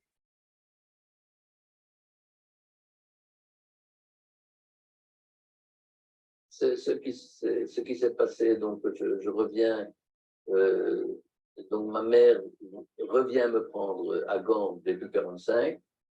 On arrive de nouveau à la gare du Midi, cette gare où j'ai quitté mes parents à l'époque, et je retrouve mon père. Quelle émotion, c'est extraordinaire. Je le retrouve, on s'embrasse, on est tellement heureux de se retrouver. J'embrasse mon père, on est très heureux. Il se trouve qu'il y a un garçon avec lui et on prendra le tram pour rentrer chez eux. Et dans le tram, ce garçon est assis à côté de moi. Je demande à mon père qui c'est. Il me dit que c'est quelqu'un qui habite, je ne sais pas exactement ce qu'il me dit, mais probablement quelqu'un qui habite dans la maison. Et je raconte à ce garçon que j'ai un grand frère et qu'il est très fort et qu'il est. Et je lui dis, conduis-toi bien avec moi parce que ce frère est très, très bien, très grand. Donc, un frère que je n'ai pas vu et je ne sais rien de lui depuis plusieurs années. Et on monte donc dans l'appartement de mes parents et ce garçon, il monte avec nous. Alors, je demande à mon père, pourquoi est-ce qu'il monte avec nous? Alors, il dit, parce que c'est ton frère. Et à ce moment-là, il s'avère que ce garçon qui avait été avec moi, c'était mon frère et il ne m'avait rien raconté. Donc, je rencontre Jackie la première fois et je suis heureux de retrouver mon frère. Et ce qui se passe, c'est que quelques jours plus tard, il y a mon autre frère qui revient chez nous.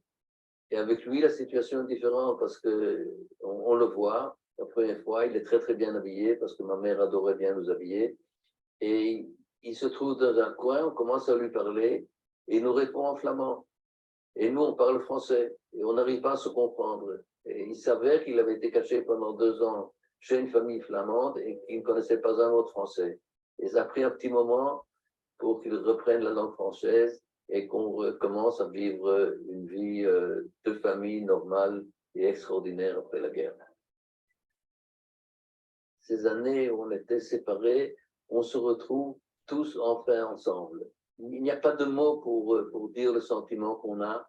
Ce qui se passait chez nous, c'était le soir, mon père, il commençait à nous chanter des chansons de sa jeunesse, des chansons chassidiques, et nous, on était tous dans le lit en train d'écouter, et nous retrouvons enfin les repas extraordinaires qu'il avait l'habitude de nous préparer, le gefilte fish, les oignons frits, et encore les potages et le poisson, la carpe.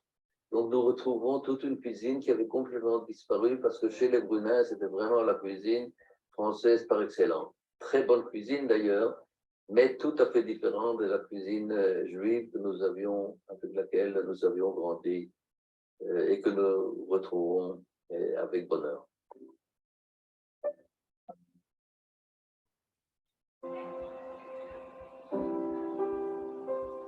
Mes parents, ils s'occupent donc de réorganiser leur vie. Un de nos souvenirs, c'est que Jackie allait à l'école et de temps en temps, il revenait avec l'œil au beurre noir, l'œil poché, donc parce qu'il avait reçu des coups par des enfants qui lui disaient ça juif, et lui il réagissait immédiatement. Et donc il s'avère que l'antisémitisme n'avait pas disparu. Et donc mon père, qui avant la guerre était dans le Bunds, il commence des activités qui se rapprochent plutôt d'activités sionistes d'une certaine façon. Il va au congrès à Bâle avec ma mère.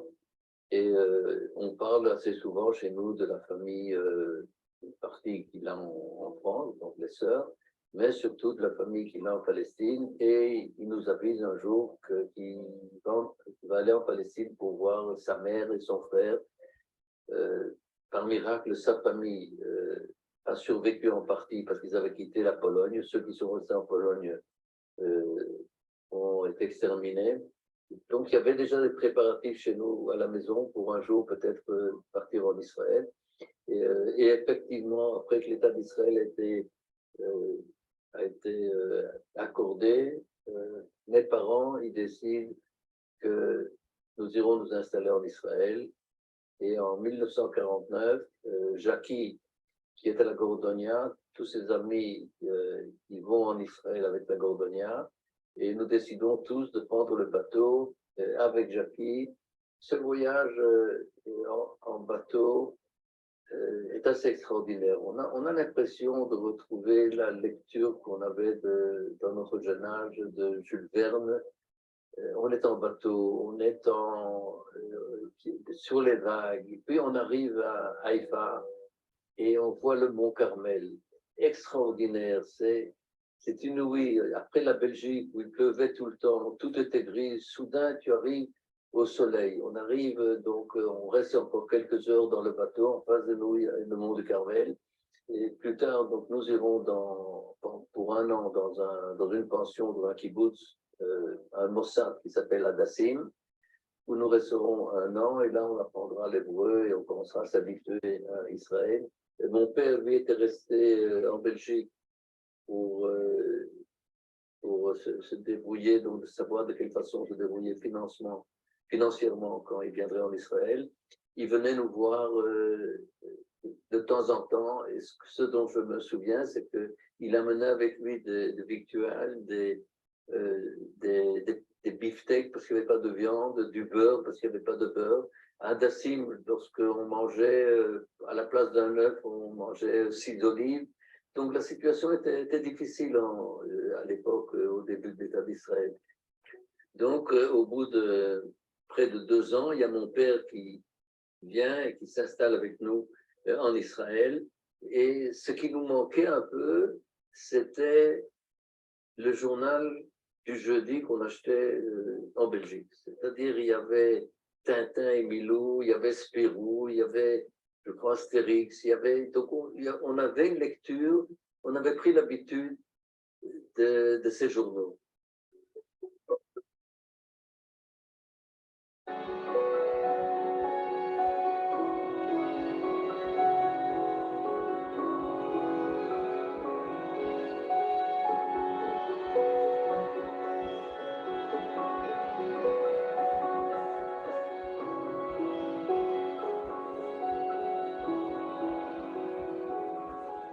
Donc, je suis encore célibataire, je sors avec une fille très sympathique et très agréable que j'ai rencontrée comme on en avait l'habitude près de la mer à Tel Aviv. On sort ensemble et un jour, donc, on est chez elle à la maison et il y a un programme à la télévision et donc la télévision était en noir et blanc à l'époque et on regarde ce programme et elle me dit tiens, il y a mon père ici. Et je lui dis qui est-ce que c'est parmi tous ceux-là? Elle me dit celui du milieu. Alors, je lui dis oui, mais c'est Yitzhak Shamir. Elle me dit oui, c'est mon père. Et soudain, je réalise que le père de celle qui sera mon épouse, c'est Yitzhak Shamir, le président du Parlement israélien. La modestie incroyable. Donc, j'étais sorti avec elle plusieurs mois, elle ne m'avait jamais dit un mot. Et soudain, je découvre ça. Et c'était par la suite, c'était toujours pareil. Des gens extrêmement modestes, des gens formidables, pas encore mariés. Et chaque fois que je vais en Europe, et j'y vais assez souvent, je vais rendre visite à la famille Brunin. Et voilà, je m'approche de l'âge de 40 ans, resté célibataire. Et un jour, j'arrive chez eux, ils me disent quand est-ce que tu te maries? Et je leur dis prochainement. Alors ils me disent youpi, on vient en Israël. Et voilà comment on retrouve la famille Brunin qui vient en Israël pour mon mariage. Et après donc la cérémonie du mariage, il y a eu une grande cérémonie à Yad Vashem où ils ont obtenu le titre de juste parmi les nations.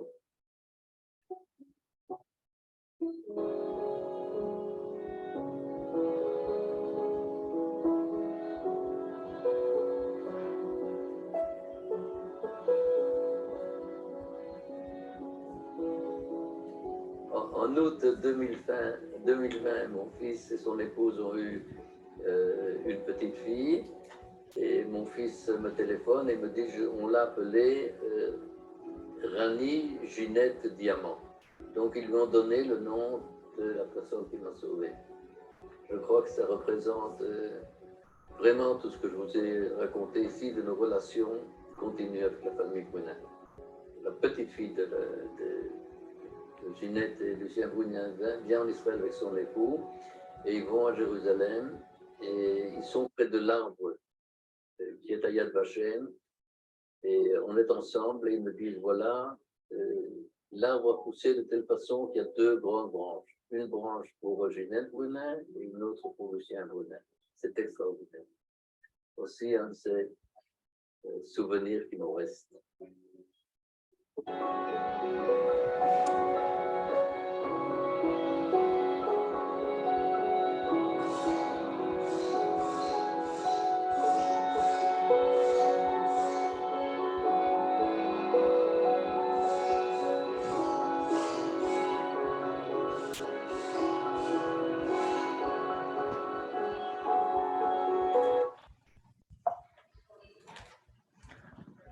Okay, beautiful. Natan, that is, I saw that many times and it still is so emotional for me to watch that story. And there are so many, as you know, connecting points between your story and my story. My father left Nazi Berlin at age 15, traveled by himself. His parents were willing to also give him up and let him go. And he traveled with 100 other teenagers on the last Hadassah Aliyot kinder transport going to Italy, and then on the ship Galilee to Haifa, Port Haifa, and he lived on kibbutz Yagur until he fought at 28 in the War of Independence in 1948. And we've talked about this, but I thought it was appropriate to bring this into the group. For those of you who are not on camera, I would love for you to hit your on camera button so we can see all of you. What we're going to do next is a little different for the new year. And as many of you know who are in the audience who have participated in my Obligation of Memory interview series, and I know many of you have, starting with these programs, I'm going to carve out a little time to ask my guests, Natan and Bernice, and I know Carla doesn't have a show of past, so I'm not going to exclude her, but I wanted to disclose it that she doesn't have a show of past in her. So I'm going to ask the two of you some questions, and I hope you will be able to share the answers, and I'm sure those answers will help our audience, because our audience also are made up with second generation and survivors. So my first question to you, Natan, is what was it like after the war growing up in a survivor's home? You have to unmute yourself also, probably. Unmute yourself, please. And same thing with Bernice. Bernice, you have to unmute yourself. So unmute yourself, please. Still, you need to unmute, Natan. There you go. Now you can hear me? Yes, I can. Go ahead. So I'm going to ask the question again for everyone to hear it is, what was it like to grow up in your survivor parents' home? You know, luckily enough, as you could see in the film, I had 2 fantastic years with great people, but still I was always missing my parents and my family.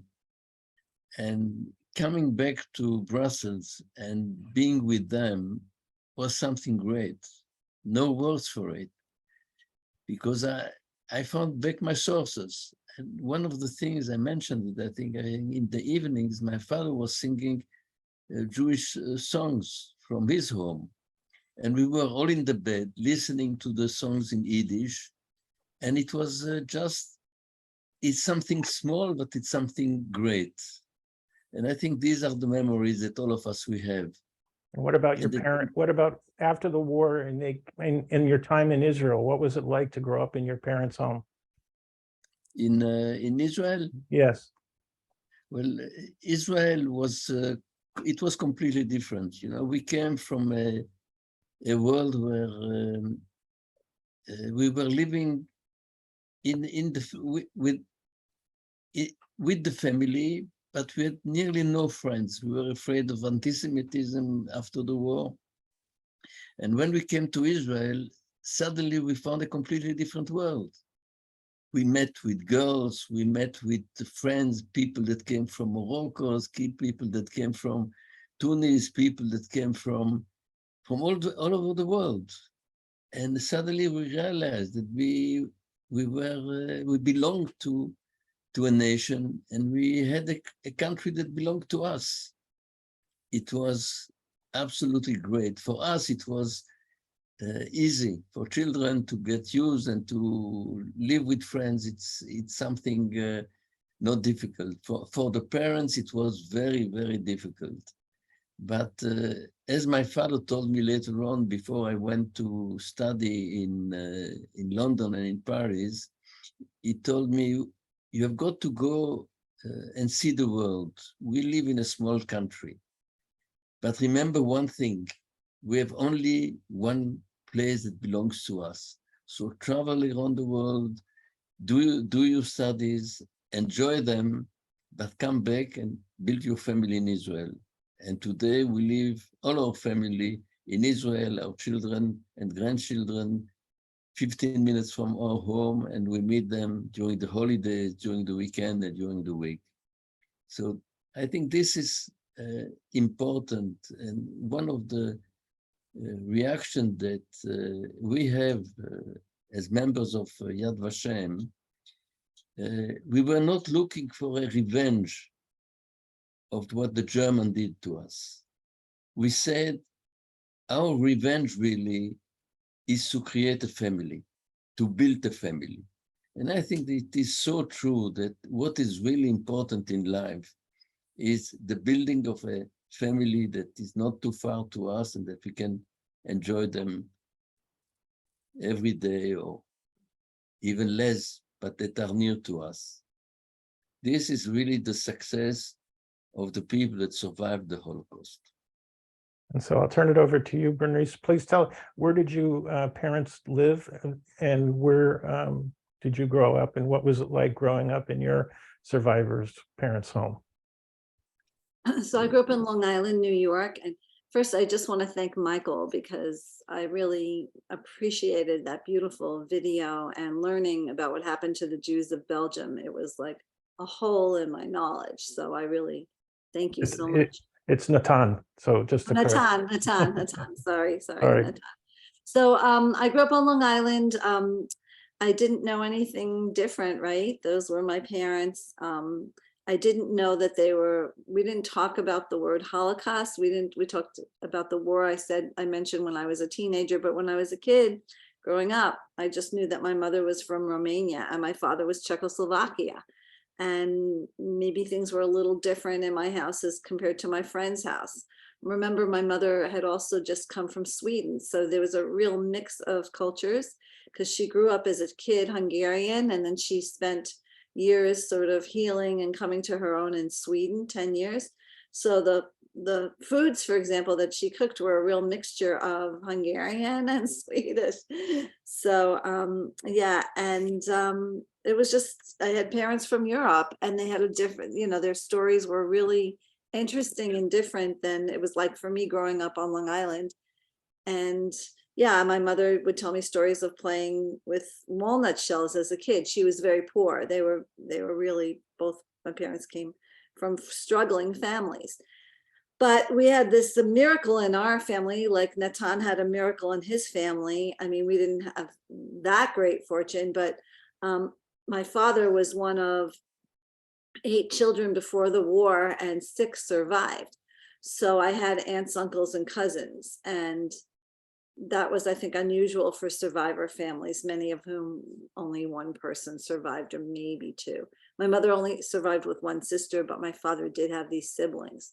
So I even had an aunt and uncle and cousins in Israel. And even despite the distance, we were very close.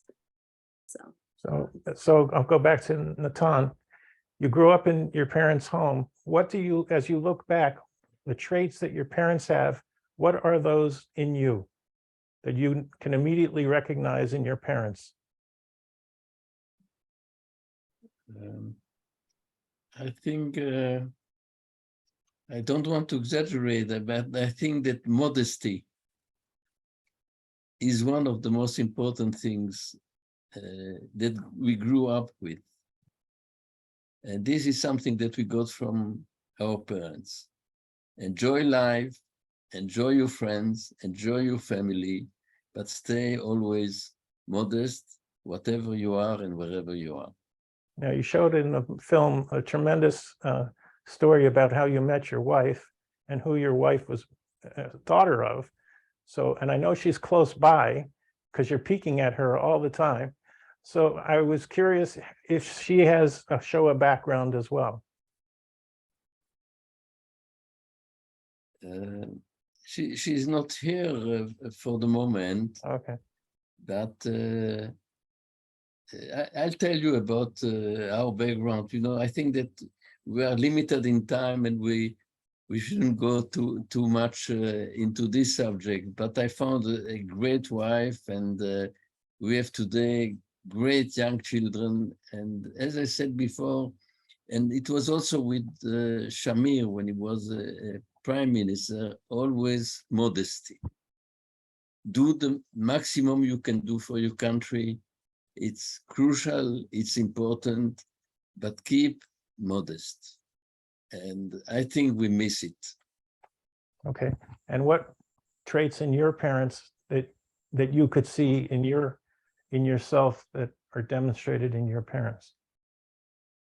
Bernice. We're so different, but I think they tried to they tried to do the right thing. I tried to do the right thing. They were very moral, very upstanding and honest and ethical.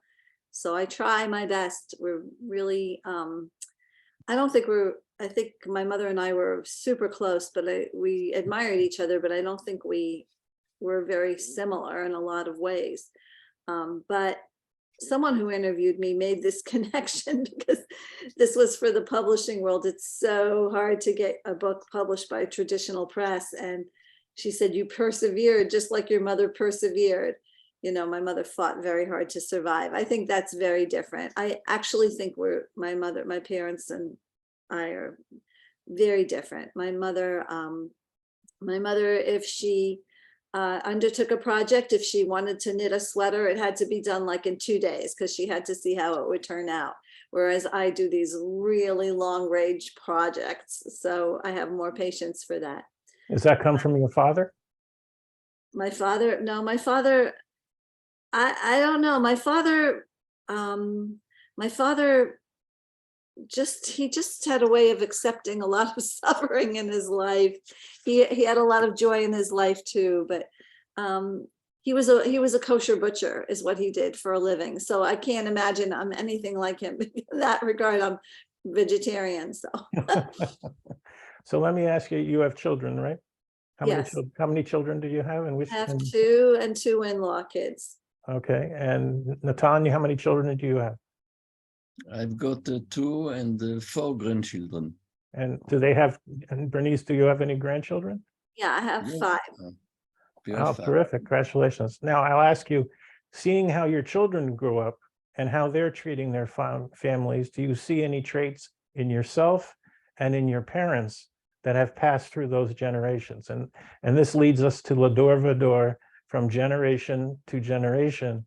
And so I'm very interested to hear how you perceive your families and their children, your children's children, and whether the traits from your father, modesty, and your mother, modesty, has gone right through the family. And for you, the same question, Bernice. I'll go to Natan first.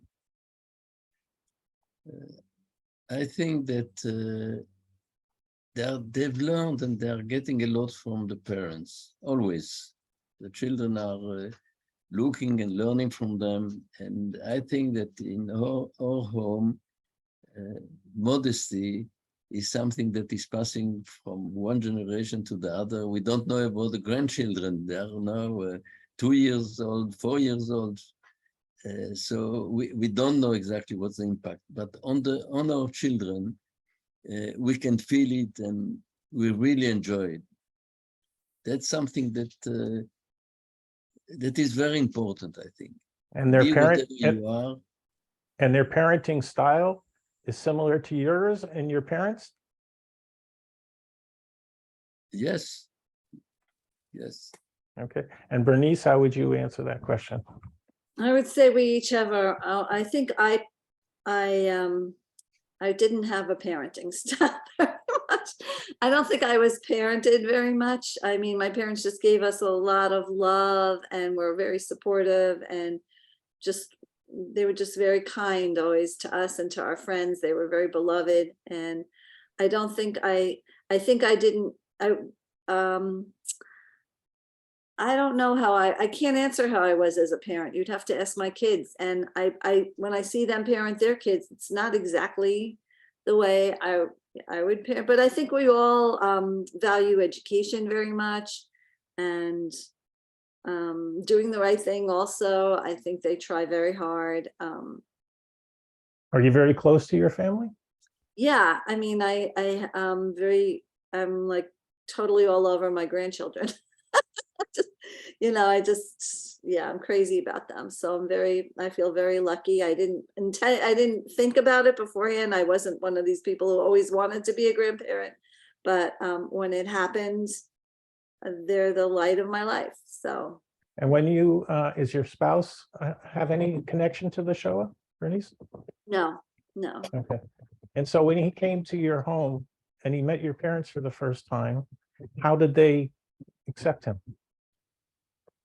They were really nice. It felt like it was a little bit different culture, but it wasn't so far removed. His grandparents were from Europe. I think that, you asked if my husband had any Shoah connections, or, I think people have Shoah connections that they don't know about, because this whole family was left behind. Only some of the parents immigrated to this country. But I think that it's different when, people are American born as opposed to European born. There was a real difference in my household as opposed to my husband's or my friends whose parents were American born. And I think in a lot of ways, we 2Gs, some of us had to help our parents navigate the United States, just like any immigrant family. When the kids go to school and they learn the language, maybe they can help their parents fill out forms, or I remember looking up things in the phone book for them, or just it came a little bit more naturally to me and helping them sort of acclimate. But they would definitely, the parents, and worked very hard. They were very hardworking and very generous people. So I don't know. And so were my in-laws, very hardworking and very kind. And there was a real, my parents and my husband's parents became the best of friends. They really hit it off, and they were very, they had a beautiful relationship, even though they came from a little bit different worlds. Okay, and then Natan, we saw that how you came into your wife's family, but how did your wife come into your family, and how did your survivor parents integrate with your new wife, or fiance or girlfriend? Can you repeat the question, please? I'm saying, we saw in the film how you came into your wife's family, but I'm reversing it and saying, how did your wife introduction to your family go, to your survivor parents go? For my father was quite sick, or when I went out with Gilly, with my wife, but my mother immediately loved her. And it was, I think it is so important that the parents, they've got good relations with the wives of their children, or the husband of their children. And I think this was something that immediately I found out that for my mother, it was just great that I was getting married and was getting married with Gilly.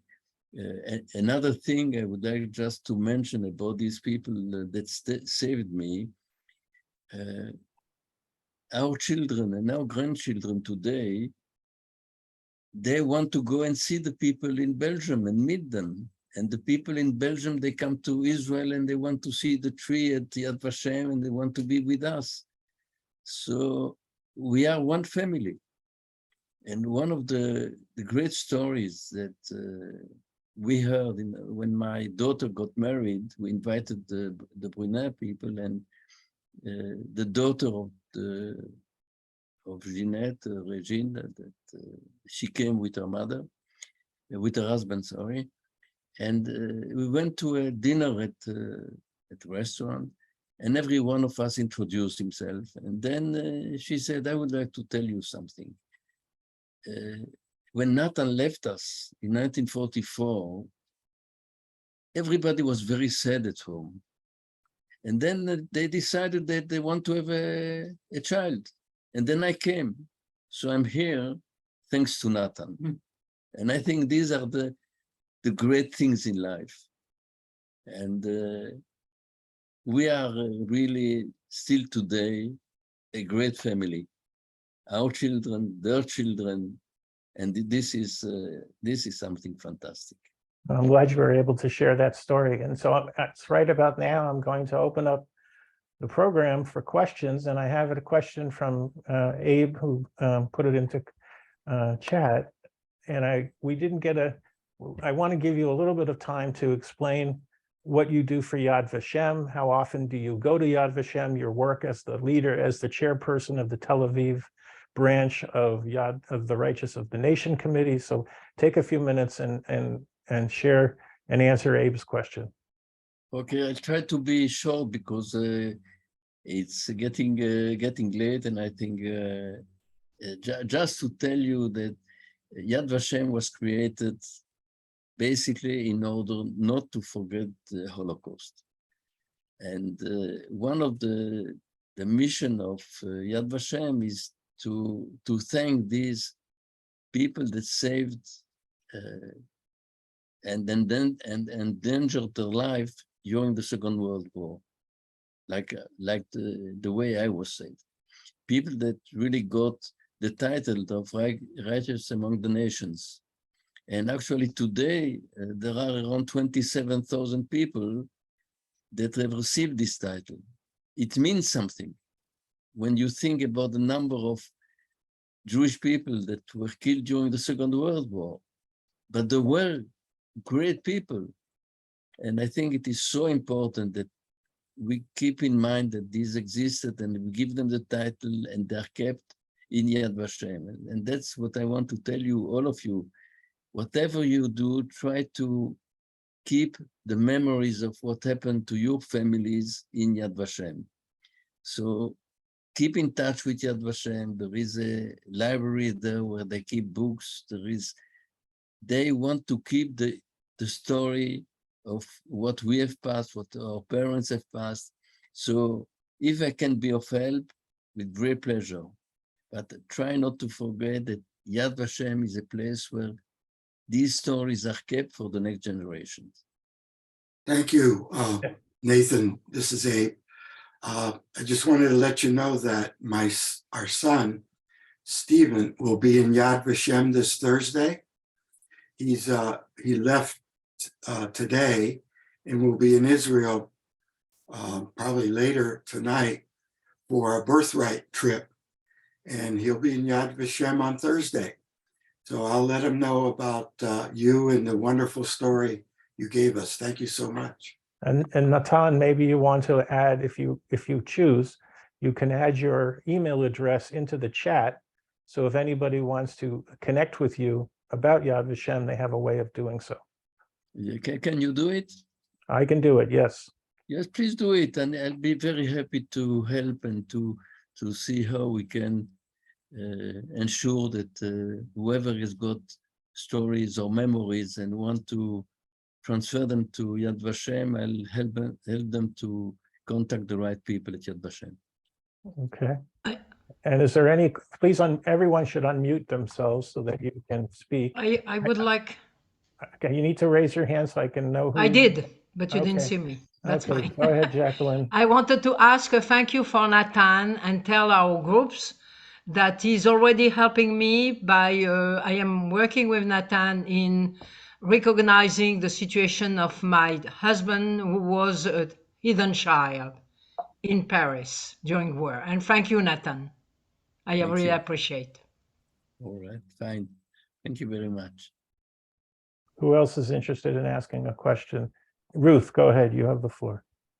I wanted to ask Bernice about her mother's experiences because I have my aunt's book here, which is also full of, well, she has pictures in here of their experiences in Sweden and also in Bergen-Belsen. And the stories are so similar, they could have been together. So I would like to find out if you would like the book. And if I'm going to send you a message, and if you could send me your address, I'll be happy to send you a book. I think that you will find that, I guess enjoy is not the word to use for this sort of thing, but if anyone else is interested, it corroborates pretty much everything you wrote, Thank Bernice. you so I much. wanted Yes, yes. I Very wanted good. to Have you assure sent have you sent your mail this book to Yad Vashem? Well, my cousins are very active in all of Holocaust education, and I'm sure it's there. And if it's not, then I would like to find out. But Okay.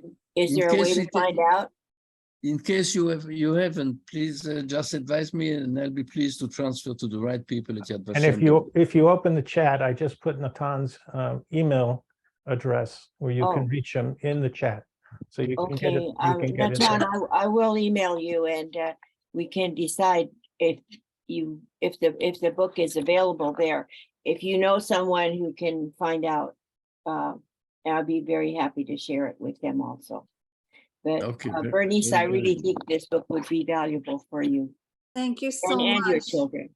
Thank you so much. I Yeah. would love to receive the book. I wrote down the name of it, Tapestry of Hope. It's still available for sale. It's up to you. It's in some of the libraries. We're from the Northwest in Portland, Oregon, but it's in the libraries here in California also. And I forgot where you are. I'm in Cambridge, Massachusetts. Oh, well, that's a long way, but you got some good libraries there. Yes, I'm going to definitely get a hold of the book. It sounds really interesting. And Okay. Natan, I hope my books are in Yad Vashem too. So, Okay, but You could- check it. if you If could let us if I know, can I be of would help to appreciate it. anybody, with great pleasure. okay. We'll be in touch. And Thank you. Devora, Okay, fine. why don't you unmute yourself and give us your thoughts? Jeff, So And I want to let know Devora is a great friend, also a survivor, and has done some tremendous work in telling our youth about the Holocaust. So go ahead, Devora. Well, I guess I wanted to share that on January 26th, there will be a program that was inspired by Yad Vashem and is being run by a group called Teach the Shoah. It's a ritual. It's part of Deborah Fripp and Violet Helms wrote. It's called Light from the Darkness, a ritual for Holocaust remembrance. It's on Zoom, and they are giving me 4 minutes to talk as part of the memory section about my experience of accompanying my mother to Prague, to the Prague Jewish Cemetery. My mother did not want to go to Prague because for her it was just death and stones. My grandparents had been murdered in Treblinka, and I didn't give up. And when she was 79 years old, she finally took me there. And we get to the Prague Jewish Cemetery. We get to my grandfather, Emanuel Schlosser's Matseva, grave marker. And somebody, and I do not know who, had engraved the names of her parents and cousins on that stone. So she was able to see, her parents had been murdered, but there they were. Their names were in the Prague Jewish Cemetery. And she cried and I cried, and it was, the stones did speak, and it was, I won't say a healing because one doesn't heal from that, but I'm going to be sharing that particular memory on January 26th Right. in this program. If you can put some details in the chat, that would be really helpful. Or if you send me details, I can post it to the JCHRnow.com website, and so people can see it there. I also want to ask Jeanette to unmute yourself, and I'll come to you in 1 second. Jeffrey, could I ask Natan one question? Go ahead. Your hand's still raised, so you can. I'll try to answer. Yes. So my uncle, I guess my aunt was saved by my uncle. who was not Jewish. I do not know his full story, but I would feel in my heart that he was a righteous among the nations.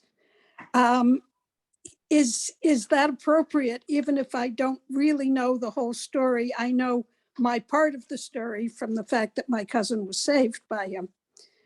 But how much do I need to know in order to No, nominate know someone? what, I'll tell you what you do. You try to write down whatever information you have got. And you send it either directly to Yad Vashem or to me, and then I'll transfer it to Yad Vashem, and then they'll see if they can find additional information in the archives of Yad Vashem. And then you start the process.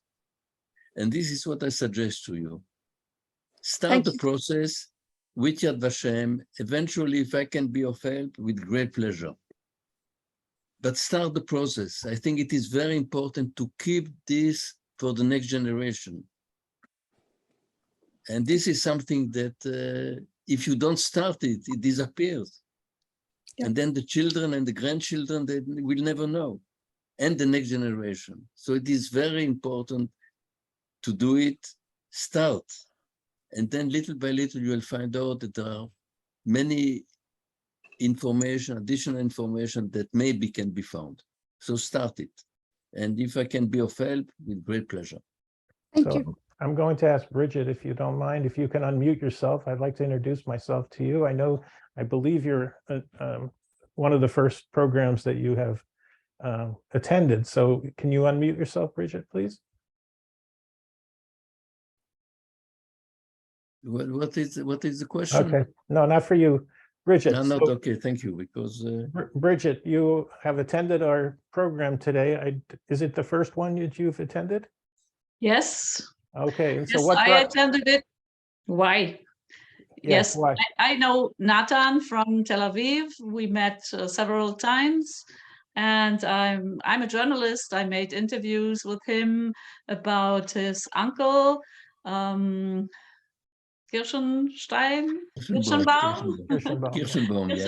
and also about his story. And we're in contact, and I was interested what it will be this evening. It was very interesting. Thank you very much. And where are you zooming in from? From Germany, from Cologne. Nice, very good. I'm thankfully honored that you came. We love that you have graced us with your presence. So thank you for being here. And Jeanette, I want to introduce Jeanette. Jeanette Glyn is parents were Holocaust survivors, I believe, from Venezuela. And Jeanette is going to be one of the presenters, along with her sister, Rosa, who's from San Diego, in our next February 15th program, our live event program. So why don't you let everyone know a little bit about your background. Jeanette, you have the mic. Okay, hello, everybody. Thank you, Jeffrey. As Jeffrey said, I'm from Venezuela, but my parents are survivors from Poland. I was born in Poland also in 1946, right after the war. And that same year, we arrived in Venezuela by the end of the year, and we lived there until my parents passed away, and I lived there until in 2013 when we moved to the United States. Now I'm in Miami, Florida, and well, our family scattered all over the place. My parents were the only survivors of their immediate family circle. They were the only ones. And they came from a town called Vlodava on the Bug River in eastern Poland, now border with Ukraine, Belarus, Russia, and Russia. I don't know what other information you want me to give. And your book is entitled? My book is entitled On Sunny Days We Sang, A Holocaust Story of Survival and Resilience. I'm a novel writer. I published it first in Spanish in 2018. Of course, Spanish is my native language. And it was just translated this last March 2022.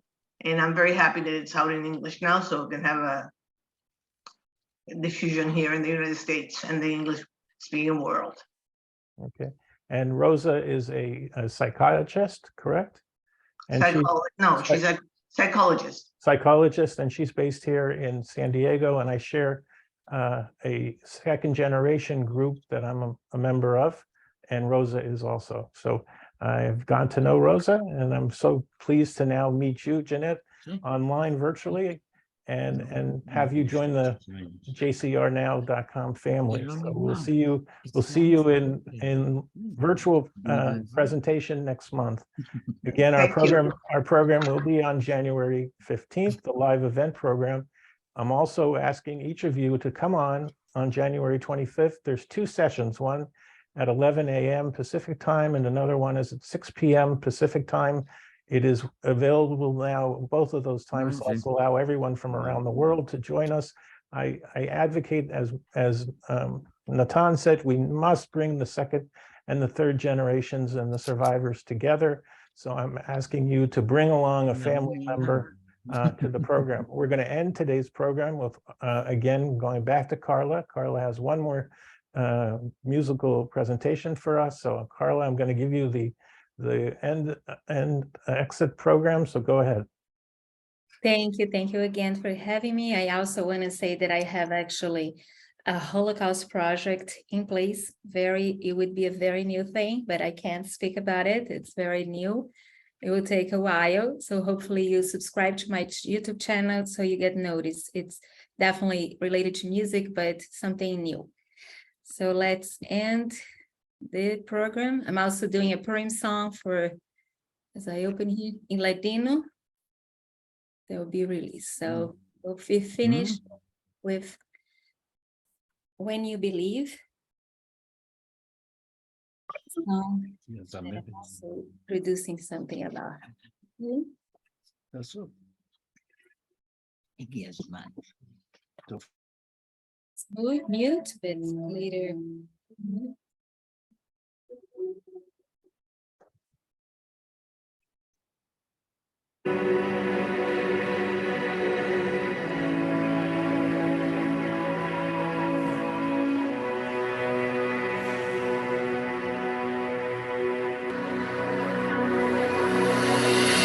Many nights we prayed with no proof anyone could hear. In our hearts, a hope-filled soul we barely understood. Now we were not afraid, though we knew there's so much to fear. We were moving mountains long before we knew we could.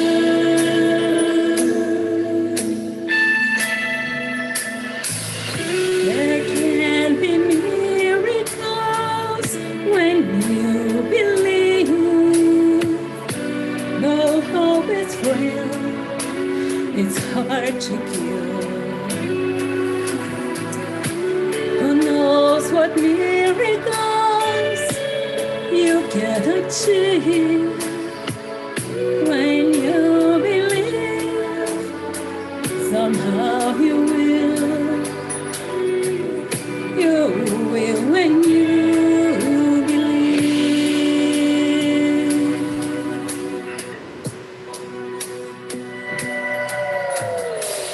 In this time of fear, when prayer so often to faint, hope seems like a summer bird, just swiftly floating away. Yes, now I'm standing here, my heart so full I can't explain, seeking faith and speaking words I never thought I'd say.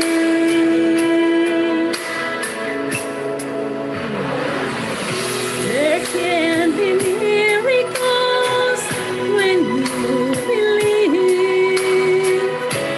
Though hope is free, it's hard to keep.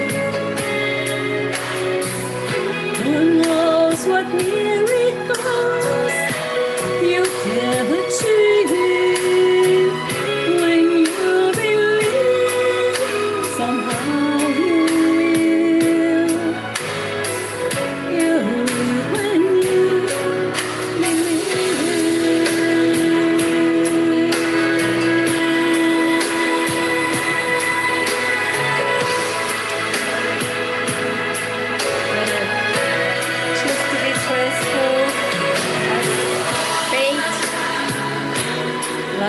great help for everybody. And never forget, our test is juice.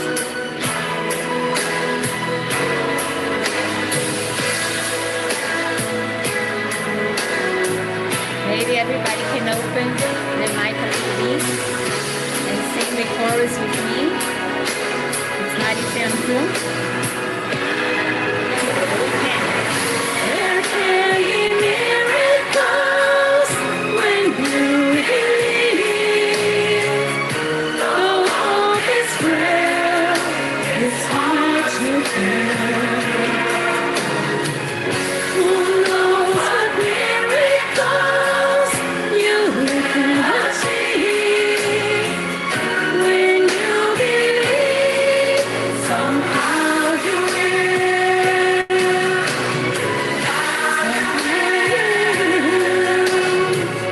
You will when you believe.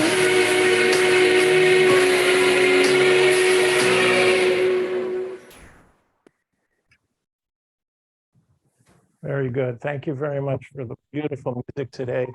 And it gave us a sense of peace too. Thank you everyone for joining us. Thank you, Natan. Thank you, Dr. Bernice. Thank you everyone, Mark up there. Thanks a lot. And we'll have the recording of this program online on YouTube and at the View Museum tomorrow, by tomorrow sometime. So you can get a recording and share that recording with your friends and family. Again, thank you so much. We'll see you again, hopefully on January 25th and hopefully again on February 15th. Thanks everyone. Love you.